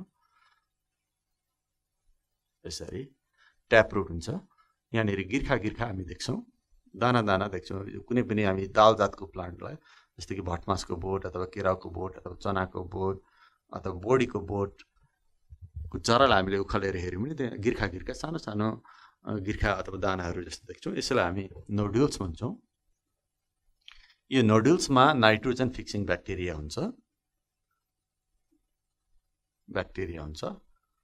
अनेक खालको नाइट्रोजन फिक्सिङ ब्याक्टेरिया हुन्छ एउटा नाम हो राइजोबियम जातको एक खालको ब्याक्टेरिया हुन्छ त्यसले नाइट्रोजन फिक्स गर्छ अनिखेरि यो सोइललाई फर्टाइल बनाउँछ सो यसरी हामी यो ग्रिन लेगुमिनेस जातको प्लान्टलाई पनि म्यान्युरको रूपमा युज गर्न सक्छौँ अब कुन प्लान्टहरूलाई मोस्टली ग्रिन म्यान्युरको रूपमा युज गर्न नसकिन्छ भन्दाखेरि प्राय गाउँघरमा युज हुने लेगुमिनेस प्लान्टहरू अथवा ग्रिन म्यान्युरको रूपमा युज हुने प्लान्टहरू भनेको चाहिँ एउटा हुन्छ ढैँचा भन्छौँ हामी गाउँघरतिर घन्सी पनि भन्छ कुनै ठाउँमा त्यही प्लान्टलाई घन्सी पनि भनेको देख्छौँ र कति ठाउँमा ढैँचा पनि भन्छौँ मैले यहाँ ढैँचा भनेर लेखेँ ढैँचा अब यसलाई मैले घन्सी पनि भने घन्सी यो चाहिँ लोकल नेम भयो नेपाली नामहरू हो यो ढैँचा अथवा घन्सी यो प्लान्टलाई धेरै गाउँघरमा चाहिँ ग्रिन म्यान्युरको रूपमा युज गरेको पाइन्छ यसको साइन्टिफिक नाम हो सिस्बानिया यसको जातहरू धेरै छ सिस्बानिया रोस्टाटा सिस्बानिया एकुलिएटा भन्ने छ मैले एकुलिएटा भनेर एउटा लेख्ने यो घन्सीलाई असाध्यै धेरै गाउँघरतिर धान लगाउनुभन्दा अगाडि खेतमा छरेको पाइन्छ त्यस्तै अर्को एउटा लेन्टिल भन्ने भन्छ मुसुरो भन्छौँ हामी अथवा बोडी भन्छौँ हामी जसलाई त्यो पनि लगाउन सकिन्छ मुसुरो लगाउन सकिन्छ एउटा सनहेम भन्ने एउटा प्लान्ट हुन्छ त्यसलाई लगाउन सकिन्छ अनेक प्लान्टहरू हुन्छन् जस्तै कि एउटा काउपी भन्छौँ हामी त्यसलाई बोडी भन्छौँ नि बोडी नेपालीमा बोडी भनौँ यसलाई काउपी भन्छ इङ्ग्लिसमा यो प्लान्ट लगायो भने पनि सोइलको फर्टिलिटी बढ्छ यसलाई भिग्ना साइनेन्सिस भन्छ साइन्टिफिक नेम VIGNA भिग्ना साइनेन्सिस यो प्लान्ट लगाए पनि हुन्छ एउटा लेन्टिल भन्छ जसलाई हामी मुसुरो भन्छौँ मुसुरो MUSUR मुसुरो इङ्ग्लिसमा लेन्टिल भन्छ यसलाई साइन्टिफिक नेम चाहिँ लेन्स स्कुलेन्टा भन्छ यो प्लान्ट लगाए पनि हुन्छ यो मैले केही तीनटा नामहरू यहाँ दिएँ योभन्दा धेरै नामहरू हुन्छन् थुप्रै प्लान्टहरूलाई हामी लगाउन सक्छौँ तर प्राय युज हुने चाहिँ यो ढैँचालाई बढी युज गरेको देखिन्छ ढैँचा अथवा घन्सी पनि भन्छ यो नेपाली नाम हो दुईटै नेपाली नाम हो यो बोडी भनेको चाहिँ नेपाली नाम भयो काउपी चाहिँ इङ्ग्लिस नाम भयो त्यस्तै मुसुरो दाल मुसुरोको दाल यो चाहिँ अब नेपाली नाम भयो अनि लेन्टिल भनेको चाहिँ इङ्ग्लिसको नाम भयो यो चाहिँ साइन्टिफिक यो दुईटै नेपाली नाम हो सो यो प्लान्टहरूलाई लगाएर हामी सोइलको फर्टिलिटी बढाउन सक्छौँ अनि प्लान्टको प्रोडक्सन पनि भनेको प्लान्टको प्रोडक्टिभिटी बढाउन सक्छौँ त्यसो भए यो प्लान्टहरू जसले प्लान्टको प्रोडक्टिभिटी बढायो त्यो प्लान्टहरूलाई हामी ग्रिन म्यान्युर भन्छौँ ल यसरी हामी यस्ता खालका प्लान्टबाट पनि प्रोडक्सन बढाउन सक्छौँ खेतमा लगाएर जस्तो कि नर्मली यो मुसुरो खेती गरियो भने सोइल एकदम फर्टाइल हुन्छ त्यस पछाडिको प्लान्टलाई झन् बढी फाइदा हुन्छ यो some examples of green manures so फाइदा के हो मैले के एडभान्टेजको थोरै कुरा गर्छु म एडभान्टेज अफ ग्रिन म्यान्युर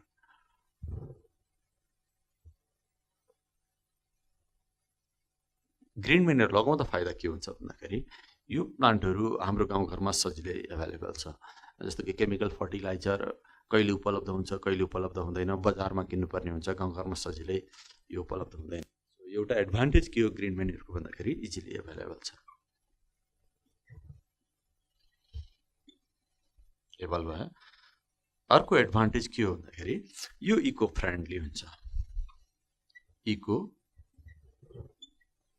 फ्रेन्डली अथवा इन्भाइरोमेन्टल फ्रेन्डली भनेको यसको इन्भाइरोमेन्टमा असरहरू, जस्तो कि इन्भाइरोमेन्टलाई यो खालको म्यान्युरिङ युज गऱ्यौँ भने अथवा यो प्लान्टहरू हामीले खेतमा लगायौँ भने त्यसलाई इन्भाइरोमेन्टमा असर गर्दैन, बरु उल्टै सपोर्ट गर्छ। जस्तो कि हामीले केमिकल फर्टिलाइजर युज गऱ्यो भने चाहिँ त्यसको धेरै साइड इफेक्ट अथवा बेफाइदाहरू छ। जस्तो कि एक त यो केमिकल फर्टिलाइजर महँगो हुन्छ, सजिलो पाइँदा पनि पाइँदैन, अनिखेरि हामीले केमिकल फर्टिलाइजर युज गरिसकेपछि त्यही साललाई मात्रै काम गर्छ।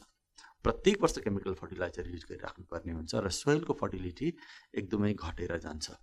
लगातार हामीले केमिकल फर्टिलाइजर युज गऱ्यौँ भने अनि खेत यस्तो हुन्छ कि अब फेरि केमिकल फर्टिलाइजर नहालिकन कुनै पनि प्लान्ट उम्रिनै नसक्ने हुन्छ।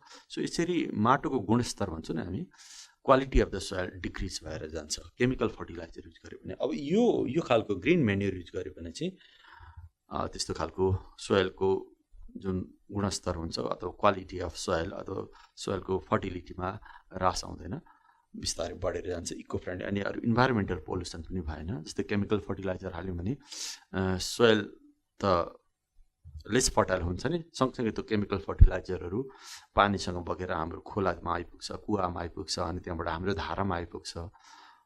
यसरी वाटरलाई पनि पोल्युसन गर्ने काम गर्छ। तर यो ग्रिन म्यान्युरले यस्तो गर्दैन, इको फ्रेन्डलीको मिनिङ त्यही हो। र यसको अर्को फाइदा के छ भने प्रोडक्टिभिटी बढ्छ। प्रोडक्टिभिटी झन्डै 30 to 50% प्रोडक्टिभिटी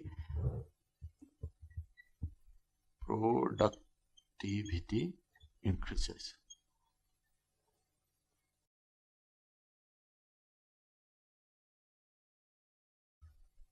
प्रोडक्टिभिटी बढेर जान्छ अथवा प्रोडक्सन बढेर जान्छ 30 to 50%। अब यो प्लान्ट हेरी हुन्छ, कुन प्लान्ट लगाएर बढाउने भन्ने कुरा हुन्छ, त्यसले फरक पार्छ। एनिवे प्रोडक्टिभिटी पछाडि दोस्रो जुन प्लान्ट लगाइन्छ त्यस पछाडि ग्रिन म्यान्युर पछाडि जुन प्लान्ट आइन्छ त्यसको यति धेरै प्रोडक्सन बढेको पनि पाइएको छ। र यसले मेन कुरा एउटा के छ भन्दाखेरि यो अलिकति सस्टेनेबल पनि हुन्छ। सस्टेनेबल भनेको एकचोटि हामीले ग्रिन म्यान्युर लगायौँ भने त्यसको असर अर्को वर्ष पनि अलिअलि परिरहेको छ। केमिकल फर्टिलाइजर चाहिँ एक वर्ष लगायो भने अर्को वर्ष फेरि हाल्नुपर्छ। ग्रिन म्यान्युर लगायो भने चाहिँ यो वर्ष लगायो भने अर्को साललाई पनि यसले काम गरिराखेको हुन्छ। सो यो अलिकति सस्टेनेबल पनि भयो। र लास्ट एउटा कुरा लेख्छु, ग्रिन म्यान्युर हामीले युज गऱ्यौँ भने प्लान्टलाई चाहिने नाइट्रोजन त दिन्छ नि, दोस्रो प्लान्ट जुन हामी मेन कल्टिभेसन भन्छौँ त्यो प्लान्टलाई दिने चाहिने नाइट्रोजन त हुन्छ नि, किनभने नाइट्रोजन फिक्सिङ ब्याक्टेरियाले नाइट्रोजन बनाएको हुन्छ। प्लस प्लान्टलाई अरू सोइलबाट के लिनुपर्छ त्यो सबै कुराहरू यो दिन्छ। किनभने यहाँ त होल प्लान्ट छ, यहाँ माथि अर्को हामीले माथिको सोइलदेखि माथिको पोर्सनहरू यहाँ बनाएको छैनौँ, त्यो प्लान्ट सबै कुहिन्छ र माटोमा मिक्स भएको हुन्छ। अनि त्योबाट पनि प्लान्टले के पाउँछ, न्युट्रिसन पाउँछ। खालि नाइट्रोजन मात्रै पाउने होइन, all types of necessary nutrients are available by green manure। all types of nutrients are provided to soil and which are used by plants। so यो मैले केही एडभान्टेजहरू लेखेँ। एडभान्टेज अफ ग्रिन म्यान्युर, सो यसको main advantage चाहिँ के हो, eco friendly नै हो र प्रोडक्सन इन्क्रिज हुने नै हो। So that's all about green manure. म यहाँहरूलाई आज जेनेटिक इन्जिनियरिङको बारेमा केही कुरा बताउँछु। सो यो genetic engineering is also a branch of biotechnology. बायोटेक्नोलोजीको धेरै ब्रान्चहरू हुन्छ, जस्तो कि हामीले योभन्दा अगाडि कुरा गऱ्यौँ tissue culture is also branch of biotechnology, green manuring is also biotechnology, plant breeding is also biotechnology. त्यस्तै genetic engineering is also latest branch of biotechnology. यसरी नै सुरु गरौँ। It is the latest branch of, it is the modern branch भनौँ न, अझ modern or latest branch of biotechnology.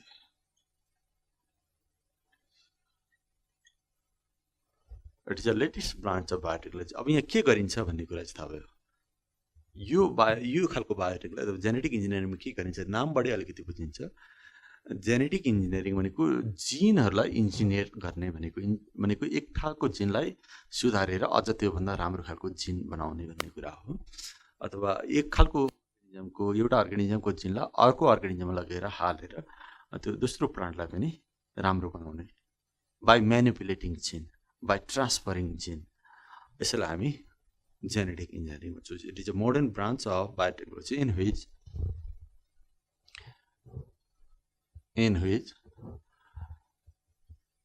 gene of one organism is removed and transferred to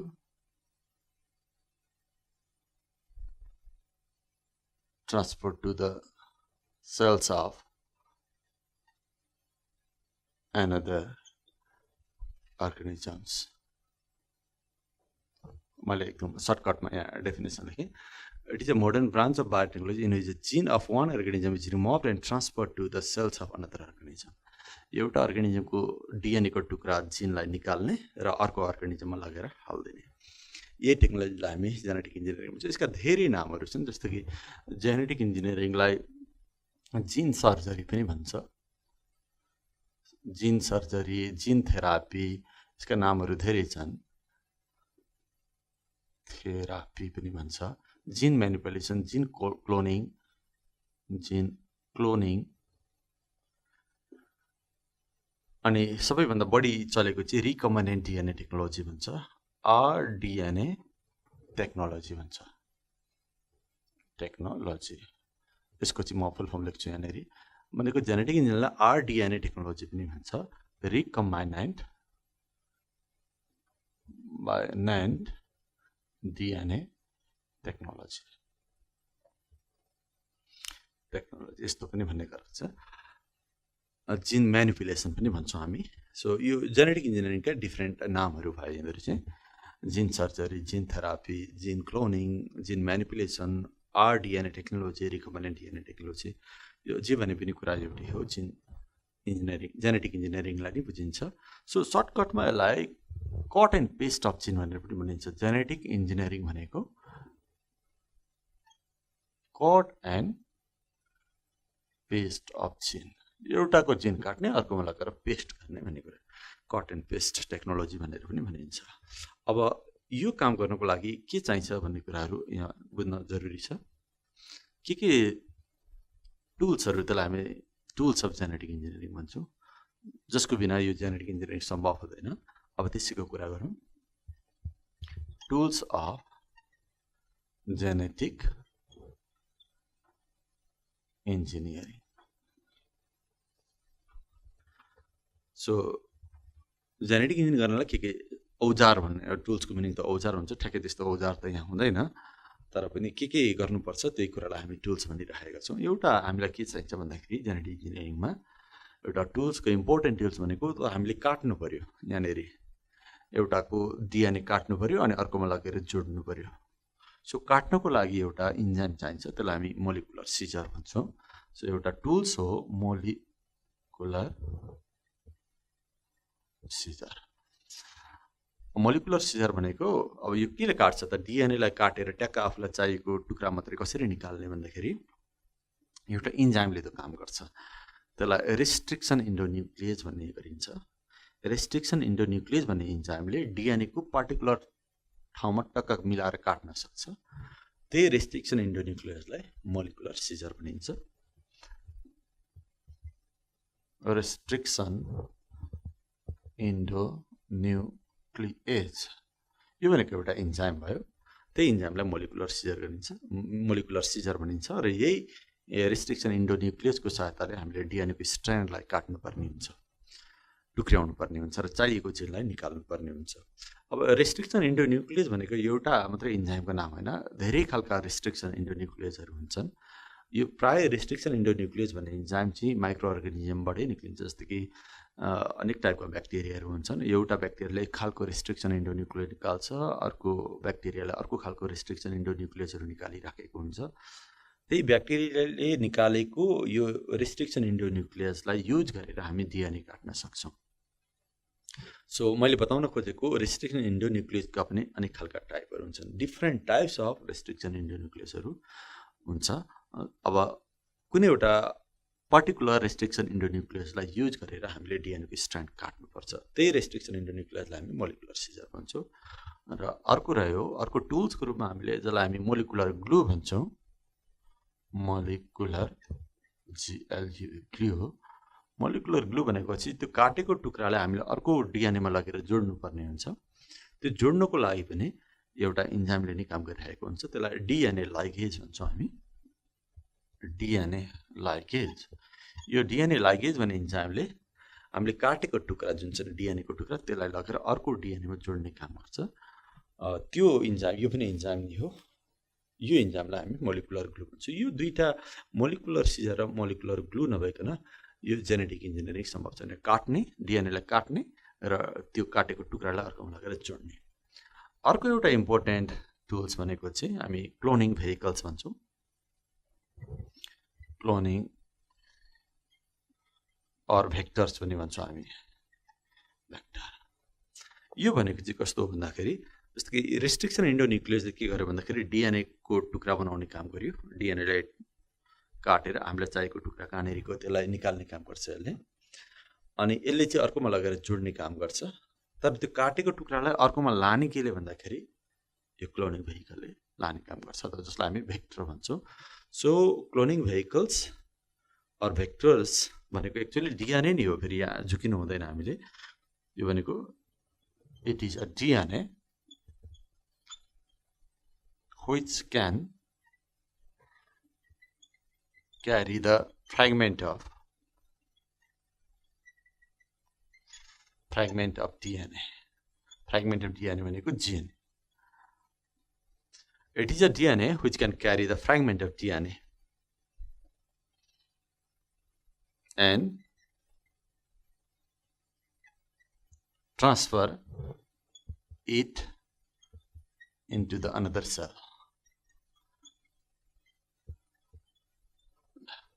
मैले यहाँ के हो भेक्टर, के हो क्लोनिङ भेहिकल्स, यसको डेफिनेसन लेखेँ।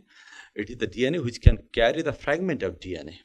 फ्रेगमेन्ट अफ डिएनए भनेको जिन नै हो, अथवा डिएनएको टुक्रालाई बोक्ने डिएनएलाई नै के भन्छ, क्लोनिङ भेहिकल्स अथवा भेक्टर भन्छ। र त्यसले के गर्छ, बोक्छ। It can carry and transfer it, त्यो बोकेको टुक्रालाई can transfer it to the another cell, अर्को सेलमा लगेर हाल्न सक्छ। सो यो डिएनएको टुक्रालाई बोक्ने डिएनएलाई हामी क्लोनिङ भेहिकल्स अथवा भेक्टर भन्छौँ। सो यिनीहरूको पनि अनेक टाइपहरू छ। क्लोनिङ भेहिकल्सका पनि डिफ्रेन्ट टाइप्सहरू हुन्छन्। कुनै जेनेटिक इन्जिनमा एउटा क्लोनिङ भेहिकल्स युज गर्न सक्छौँ, अर्कोमा अर्को खालको क्लोनिङ भेहिकल्सहरू युज गर्न सक्छौँ। So mostly use cloning vehicles भनेको चाहिँ एउटा प्लाज्मिड भन्ने हुन्छ। प्लाज्मिड भनेको डिएनए नै हो। यो प्लाज्मिड के हो, एउटा कस्मिड भन्ने हुन्छ। पहिला एक्जाम्पल म लेखिदिन्छु यहाँहरूलाई। कस्मिड भयो। कहिलेकाहीँ हामी रेट्रो भाइरसहरूलाई पनि युज गर्न सक्छौँ। ब्याक्टेरियोफेज भन्ने भाइरस पनि हुन्छ, त्यसलाई पनि हामी युज गर्न सक्छौँ यो क्लोनिङ भेहिकल्सको रूपमा अथवा भेक्टरको रूपमा। तर बढी युज हुने भनेको चाहिँ यो प्लाज्मिड भयो। प्लाज्मिड के हो, यसको बारेमा म थोरै कुरा यहाँलाई बताउँछु। मैले यहाँनिर लेखेँ, यो प्लाज्मिड भनेको ब्याक्टेरियाको सेलमा हुन्छ। मानिलिउँ यो कुनै एउटा ब्याक्टेरियाको सेल भयो, ब्याक्टेरियाको सेलको सेल वाल भयो यो, यस सेल वाल अनि यस सेल मेम्ब्रेन पनि सँगै टाँसिएको हुन्छ। ब्याक्टेरियामा दुई खालको क्रोमोजोम्सहरू हुन्छ अथवा दुई खालको डिएनए हुन्छ भनौँ। यो मैले सेल वाल राखेँ। यो चाहिँ ब्याक्टेरियाको मेन डिएनए, यसलाई हामी क्रोमोजोमल डिएनए पनि भन्छौँ। मेन डिएनए हुन्छ। त्यो बाहेक पनि ब्याक्टेरियामा थुप्रै रिङ जस्तो, यस्तो औँठी जस्ता डिएनएहरू हुन्छन्। मेन डिएनएकै छेउमा अरू थुप्रै सेभरल रिङ लाइक डिएनएहरू हुन्छन्। यसलाई हामी प्लाज्मिड भन्छौँ। एउटा ब्याक्टेरियाको सेलमा धेरै प्लाज्मिडहरू हुन सक्छ। मैले यहाँ दुईटा प्लाज्मिड बनाएँ। सो प्लाज्मिड भने पनि डिएनए नै हो, किनभने यहाँ मैले देखाइरहेको छु यो डबल स्ट्यान्डर्ड हुन्छ। तर यस्तो तरिकाको स्ट्रक्चर हुन्छ, गोलो औँठी जस्तो देखिन्छ, रिङ जस्तो देखिन्छ। So plasmid is extra chromosomal DNA पनि भन्छौँ हामी यसलाई। प्लाज्मिड भनेको extra chromosomal DNA main DNA देखि बाहिर छेउमा भएको एक्स्ट्रा क्रोमोजोमल डिएनए भनेर पनि भन्न सक्छौं सो यो प्लाज्मिडलाई प्राय जसो क्लोनिङ भेहिकल्स अथवा भेक्टरको रूपमा युज गरिन्छ सो व्हाट इज प्लाज्मिड भनेर मैले यहाँलाई बताएँ which is the commonly used vector in the genetic engineering मैले फेरि बताएँ plasmid is extra chromosomal DNA found in bacteria यो भनेको चाहिँ ब्याक्टेरियल सेल यस्तो भयो सो यी मेन टुल्सहरु भनेको यति तीनटा हो molecular scissor molecular glue and cloning vehicles molecular सिजरले चाहिँ काट्ने काम गर्छ यसलाई मैले यसरी लेखेँ can cut DNA at specific point यसका धेरै टाइपहरु हुन्छन् DNA लाइगेजले चाहिँ के गर्छ भन्दाखेरि can join to different types of DNA दुईटा फरक फरक DNA लाई जोड्ने जसलाई मोलिकुलर ग्लू भन्छ त्यसैको नाम हो डिएनए लाइगेज यहाँ के काम गर्छ मोलिकुलर सिजरले के काम गर्छ भनेर मैले यहाँ अहिले लास्टमा थपिने अनि मोलिकुलर ग्लूले के काम गर्छ भनेर मैले यहाँ लेख्दै र क्लोनिङ भेहिकलले के काम गर्छ यहाँ मैले लेखेको छु can carry the fragment of DNA so anyway these are the tools of genetic engineering मैले बताएँ यहाँहरुलाई अब म प्रोसेस अफ जेनेटिक इन्जिनियरिङ बताउँछु अब म यहाँहरुलाई प्रोसेस अफ जेनेटिक इन्जिनियरिङको बारेमा केही कुरा गर्छु सो यो जेनेटिक इन्जिनियरिङमा कसरी जिनहरु काटिन्छ र कसरी अर्कोमा लगेर इन्सर्ट गरिन्छ र यसको उद्देश्य के हो यसको बारेमा थोरै कुराहरु गर्छु म सो प्रोसेस अफ जेनेटिक यसलाई म एउटा फिगरको सहायताले यहाँलाई बुझाउने प्रयास गर्छु जस्तो कि जेनेटिक इन्जिनियरिङमा एउटा अर्गानिजमको डिएनए काटिन्छ अनि अर्कोमा लगेर जोडिन्छ यो कुरा मैले अघि बताइसकेको छ जस्तो कि यो कुनै अर्गानिजमको डिएनए हो सपोज यो डिएनए लाई हामीले फरेन डिएनए भनौं अथवा डोनर डिएनए मानिलियौं यो डबल स्ट्रान्डेड बनाउन खोजेको मैले मानिलियौं यसरी डबल स्ट्रान्डेड डिएनए भयो यो चाहिँ डोनर डिएनए अथवा फरेन डिएनए जे भनौं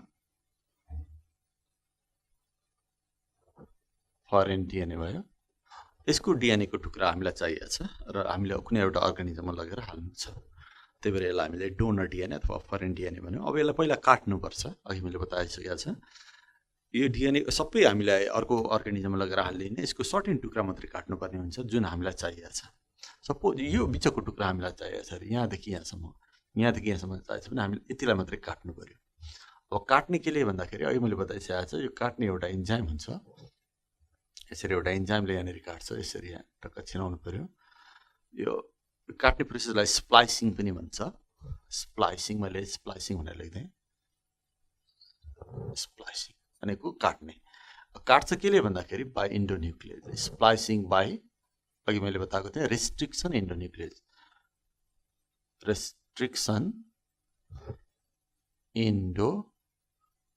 न्युक्लियस भन्ने इन्जाइमले काट्छ एउटा स्पेसिफिक रेस्ट्रिक्सन इन्डोन्युक्लियस युज गरेर हामीले डिएनए को टुक्रा काट्नुपर्छ काटिसकेपछि अब यो यस्तो खालको हामीलाई चाहिएको थ्रेड मात्रै हामीले निकाल्यौं यसरी माने यो डिएनए को टुक्रा हो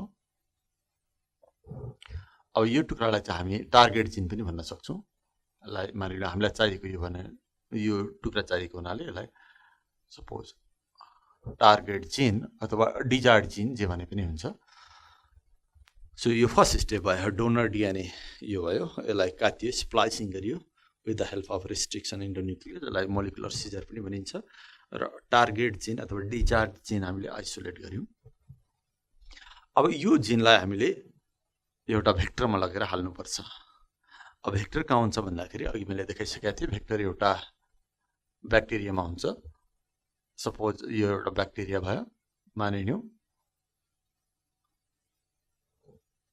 यो मैले अहिले बनाएको भनेको ब्याक्टेरियाको सेल बनाएको मानिलियो ब्याक्टेरियाको सेल भयो यो ब्याक्टेरिया सेलमा दुई खालको क्रोमोजोम हुन्छ भनेर अघि कुरा भइसकेको छ एउटा मेन क्रोमोजोम अथवा डिएनए अनि अर्को चाहिँ प्लाज्मिड यो मैले बनाएको भनेको ब्याक्टेरियल सेल भयो ब्याक्टेरियल सेल र यहाँ अहिले मैले बनाएको जुन रिङ जस्तो छ यो चाहिँ प्लाज्मिड भयो, प्लाज्मिड भयो। यही प्लाज्मिडलाई सपोज युज गरौँ हामी। यो प्लाज्मिडलाई पहिला ब्याक्टेरियाको सेलबाट निकाल्नुपर्छ। यसरी पहिला plasmid is extracted from bacterial cell. Suppose मैले प्लाज्मिडको स्ट्रक्चर ठुलो बनाएँ अहिले, यो प्लाज्मिड भयो। अब प्लाज्मिडले यसलाई त हामी क्लोनिङ भेहिकल्स भन्छौँ। यसले यो डिएनएको टुक्रा बोक्नु छ अथवा टार्गेट जिन बोक्नु छ, तर बोक्नको लागि पहिला यो ओपन हुनुपर्छ। यसलाई हामीले ओपन गर्नुपर्छ। प्लाज्मिड कसरी ओपन गर्ने भन्दाखेरि यसलाई पनि काट्नुपर्छ। यसरी कुनै एउटा पोइन्टमा काट्नुपर्छ। केले काट्ने भन्दाखेरि यो मेन कुरा हामीले विचार गर्नुपर्छ। यसलाई काट्नको लागि पनि हामीले त्यही रेस्ट्रिक्सन इन्डोन्युक्लियस युज गर्नुपर्छ। जुन रेस्ट्रिक्सन इन्डोन्युक्लियसले यो डोनर डिएनएलाई काट्यो, एक्ज्याक्टली त्यही रेस्ट्रिक्सन इन्डोन्युक्लियसले यो प्लाज्मिड डिएनएलाई काट्यो भने मात्रै यो टुक्रालाई यसले बोक्छ। त्यो चाहिँ एउटा इम्पोर्टेन्ट कन्डिसन भयो कि same restriction endonuclease should be use to cut donor DNA and to cut plasmid. So यहाँ पनि हामीले स्प्लाइसिङ गऱ्यौँ अथवा रेस्ट्रिक्सन इन्डोन्युक्लियसको सहायताले यसलाई हामीले ओपन गऱ्यौँ। मानिलियो यो ओपन भयो। अहिले यो प्लाज्मिडलाई हामीले ओपन गऱ्यौँ, काट्यौँ, यसरी ओपन भयो। न प्लाज्मिड इज ओपन। अब मात्रै यसले बोक्न सक्छ, यो टार्गेट जिनलाई बोक्न सक्छ। यो काट्दाखेरि स्टिकी इन्डहरू भन्ने हुन्छ। यो काटेको छेउछेउ हुन्छ नि, यो काटेको छेउ अथवा यहाँ पनि भयो, यो छेउछेउमा चाहिँ स्टिकी इन्डहरू हुन्छ। STICKY स्टिकी इन्ड भनेको यो इन्डले अर्को डिएनए भेट्ने बित्तिकै टाँसिन खोजिहाल्छ यो छेउले। सो यस्तो छेउहरू भन्छ जसलाई हामी स्टिकी इन्ड भन्छौँ। यसको अलिकति कुराहरू त धेरै छ। यहाँ पनि के भन्नु भयो, यो स्टिकी इन्डहरू तयार भयो। अनि अब यो दुईटालाई भेट गराइयो भने, यो टार्गेट जिन र यसलाई भेट गराइयो भने अब यो दुईटा एकै ठाउँमा आउँछ। सपोज यो दुईटालाई हामीले सपोज भेट गरायौँ, भेट गराएर अनि एउटैमा हाल्यौँ, यसलाई यसमा बोक्न लगायौँ भनौँ न। यो प्लाज्मिड भयो मानिलियौँ, अनि यहाँ हाम्रो टार्गेट जिन छ सपोज, यहाँ देख्छौँ हामी।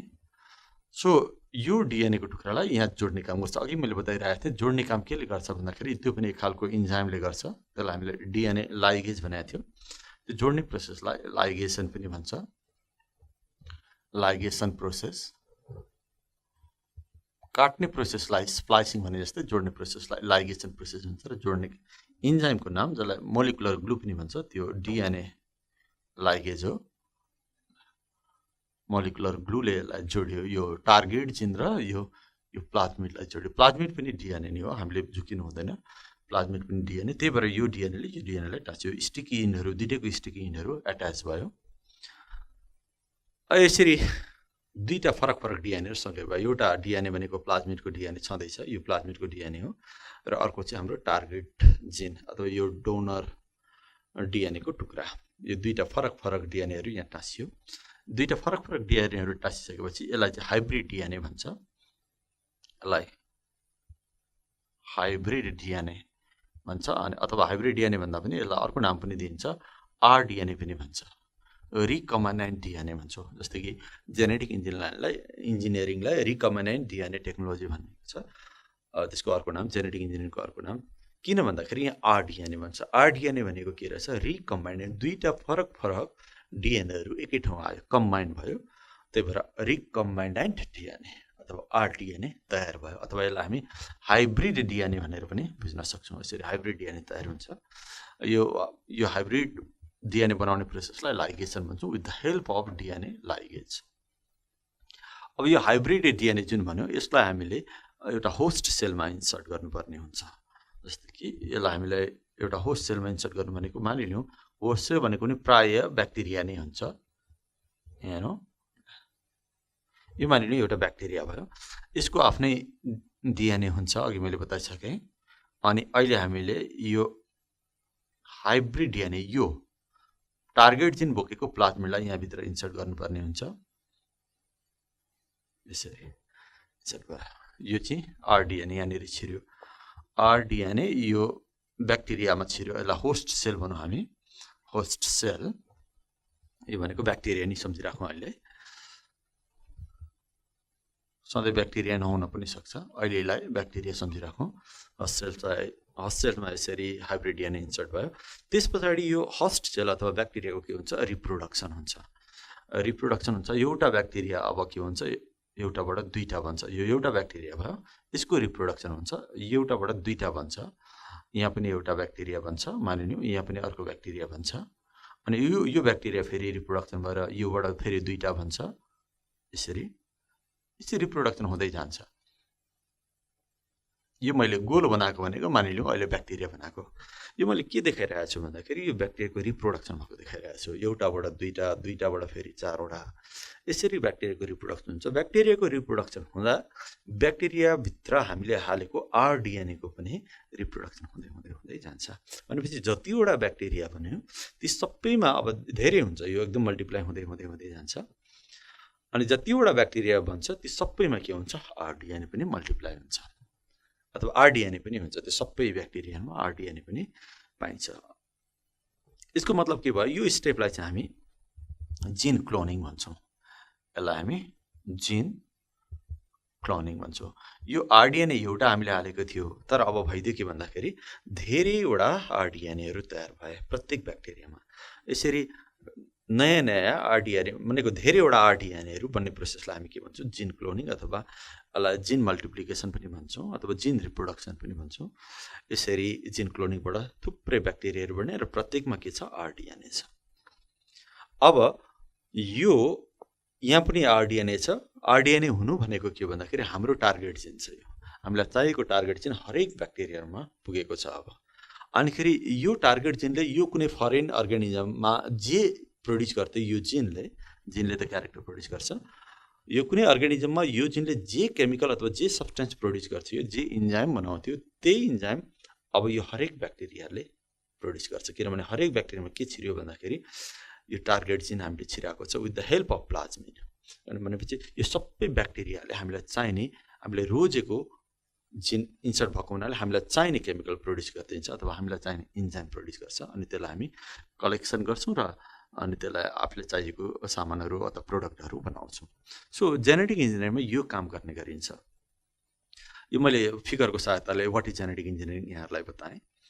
यो प्रोसेसलाई जस्तो कि यो प्लाज्मिडलाई यहाँभित्र हाल्ने प्रोसेसलाई चाहिँ इन्सर्सन भनिन्छ INSERTION सो यो ओभरअल हामीले फेरि समराइज गऱ्यौँ भने के रहेछ त प्रोसेस भन्दाखेरि हामी यहाँ लेख्न सक्छौँ जस्तो कि नम्बर 1मा त के भयो भन्दाखेरि यो टार्गेट जिन आइसोलेट गर्ने काम भयो फर्स्ट स्टेपमा आइसोलेसन अफ टार्गेट जिन अथवा डिजायर्ड जिन भनौँ न यसरी with the help of restriction endonuclease यो फिगरबाट बुझिन्छ त्यस पछाडि अर्को काम के भयो भन्दाखेरि कुन रेस्ट्रिक्सन एन्डोन्युक्लियोज युज गर्ने यो पनि हामीले छान्नुपर्ने हुन्छ सेलेक्सन अफ यिनीहरू यहाँ पनि हामी लेख्न सक्छौँ आइसोलेसन अफ टार्गेट जिन बाई सिलेक्टिङ स्पेसिफिक रेस्ट्रिक्सन एन्डोन्युक्लियोज त्यसलाई हामी एउटा पोइन्ट बनाउन सक्छौँ अथवा अहिले सिम्पली यति मात्रै लेखे पनि भयो आइसोलेसन अफ टार्गेट जिन त्यस पछाडि हामी एउटा यो त आइसोलेट भइसक्यो अब यसलाई हामीले के गर्नुपर्छ एउटा प्लाज्म भेक्टरको सहायताले यसमा यो होस्ट सेलमा इन्सर्ट गर्नुपर्ने हुन्छ अब प्लाज्मिड कुन युज गर्ने जस्तो कि प्लाज्मिडको पनि डिफ्रेन्ट टाइप्सहरू छ यहाँ हामीले देखाएको यो फिगरमा देखाएको प्लाज्मिड चाहिँ भनेको भेक्टर चाहिँ प्लाज्मिड हो त्यस कारण सेकेन्ड स्टेप भनेको कुन भेक्टर युज गर्ने भन्ने कुरा भयो यसलाई हामी लिन्छौँ selection of vector or cloning vehicle किनभने यसको पनि डिफ्रेन्ट टाइप्सहरू हुन्छ भेक्टरको पनि सुइटेबल भेक्टर हामीले युज गर्नु पर्यो यो केसमा प्लाज्मिड पनि युज भएको छ सो थर्ड स्टेपमा के भयो भन्दाखेरि यो प्लाज्मिडलाई पनि के गर्नु पर्यो भने काटेर ओपन गर्नु पर्यो cut and open of vehicles cloning vehicles भनौँ यसलाई जस्तो कि द्याट इज प्लाज्मिड यो केसमा चाहिँ प्लाज्मिड पनि भयो है प्लाज्मिडलाई हामीले के गर्नु पर्यो काटेर ओपन गर्नु पर्यो त्यस पछाडि के गर्नु पर्यो नेक्स्ट प्रोसेस भनेको चाहिँ यो काटेर ओपन भएको जुन भेक्टर छ त्यसलाई र टार्गेट जिनलाई जोड्नु पर्यो जोड्ने प्रोसेसलाई लाइगेसन भने मैले लाइगेसन अथवा यसलाई हाइब्रिडाइजेसन भनेर भन्न पनि सकिन्छ अथवा इन्सर्सन अफ टार्गेट जिन इन्टु प्लाज्मिड भनौँ न लाइगेसन भनेको इन्सर्सन भन्दा पनि एट्याचमेन्ट लेखेँ मैले एट्याचमेन्ट एट्याच गर्ने ATTACH attachment of target gene with vector or plasmid यो लाइगेसन भयो यो DNA लाइगेजले गर्छ त्यसपछि अर्को काम के भयो भन्दाखेरि यसबाट RDNA बन्छ लाइगेसन भएपछि RDNA बन्छ त्यो RDNA लाई हामीले इन्सर्ट गर्नुपर्ने हुन्छ होस्टमा so the next step is insertion of RDNA into host cell यो काममा चाहिँ के हुन्छ भन्दाखेरि यो हरेक RDNA लाई हामी यसरी होस्ट सेलमा सिधै इन्ट्री गराउन सक्दैनौँ यो दुईटालाई हामीले सँगै राख्नुपर्ने हुन्छ यस्तो RDNA र यो ब्याक्टेरियल सेलहरूलाई सँगै राख्नुपर्छ अनि धेरै राख्दाखेरि कुनै कुनै ब्याक्टेरियल सेलमा मात्रै यो RDNA इन्टर हुन्छ यो एउटा इम्पोर्टेन्ट कुरा मैले फेरि सम्झाएँ यो RDNA लाई यो होस्ट सेलमा हाल्नु छ यतिकै हाल्न सकिँदैन हजारौं राख्दाखेरि बल्ल बल्ल एउटा ब्याक्टेरियाले यो RDNA लाई लिन सक्छ आफ्नो बडीभित्र एब्जर्ब गर्न सक्छ अनि यस्तो खालको कन्डिसन हुन्छ जो प्रत्येकमा यो सम्भव हुँदैन so anyway so insertion of RDNA into host सेलमा गइसक्यो अनि अर्को हुन्छ लास्टमा चाहिँ जिन क्लोनिङ अथवा जिन मल्टिप्लिकेसन सो यतिवटा स्टेपमा जेनेटिक इन्जिनियरिङ कम्प्लिट हुन्छ जस्तो कि यो प्रोसेस हामी यी देख्छौँ फर्स्ट स्टेप भनेको चाहिँ यो भयो फर्स्ट स्टेप सेकेन्ड स्टेप भनेको सेलेक्सन अफ भेक्टर यो भयो सेकेन्ड स्टेप भयो यो मानिलिउँ यो सेकेन्ड स्टेप भयो थर्ड स्टेप भने कट एन्ड ओपन यो भयो this is third step cut and open and ligation fourth step यहाँनिर लेखेँ मैले फोर्थ स्टेपमा यस्तो भयो अनि फिफ्थ स्टेपमा यहाँनिर देख्छौँ हामी इन्सर्सन भयो अनि सिक्स्थ स्टेपमा यहाँनिर हामी देख्छौँ जिन क्लोनिङको कुराहरू भयो सो यसरी जेनेटिक इन्जिनियरिङ कम्प्लिट हुन्छ सो ओभरअलबाट हामी के देख्छौँ भन्दाखेरि जेनेटिक इन्जिनियरिङमा कुनै एउटा अर्गानिजमको DNA को टुक्रा जुन हामीलाई चाहिएको छ त्यसलाई काटेर एउटा भेक्टरमा जोडिन्छ यहाँ जोडिएको देख्यौँ अनि त्यो भेक्टर सहित त्यो टार्गेट जिनलाई कुनै एउटा होस्ट सेलमा इन्सर्ट गरिन्छ अनि त्यो होस्ट सेल मल्टिप्लाई हुँदाखेरि हाम्रो जिन पनि हामीलाई चाहिएको जिन पनि के हुन्छ मल्टिप्लाई हुन्छ र यो जिनले यो अर्गानिजममा जे बनाउँथ्यो अब यो हरेक होस्ट सेलमा त्यही चिज हामीलाई बनाइदिन्छ अनि धेरै प्रोडक्सन भयो त्यसलाई हामी कलेक्सन गर्छौँ र युज गर्छौँ सो यसरी जेनेटिक इन्जिनियरिङको प्रोसेस कम्प्लिट हुन्छ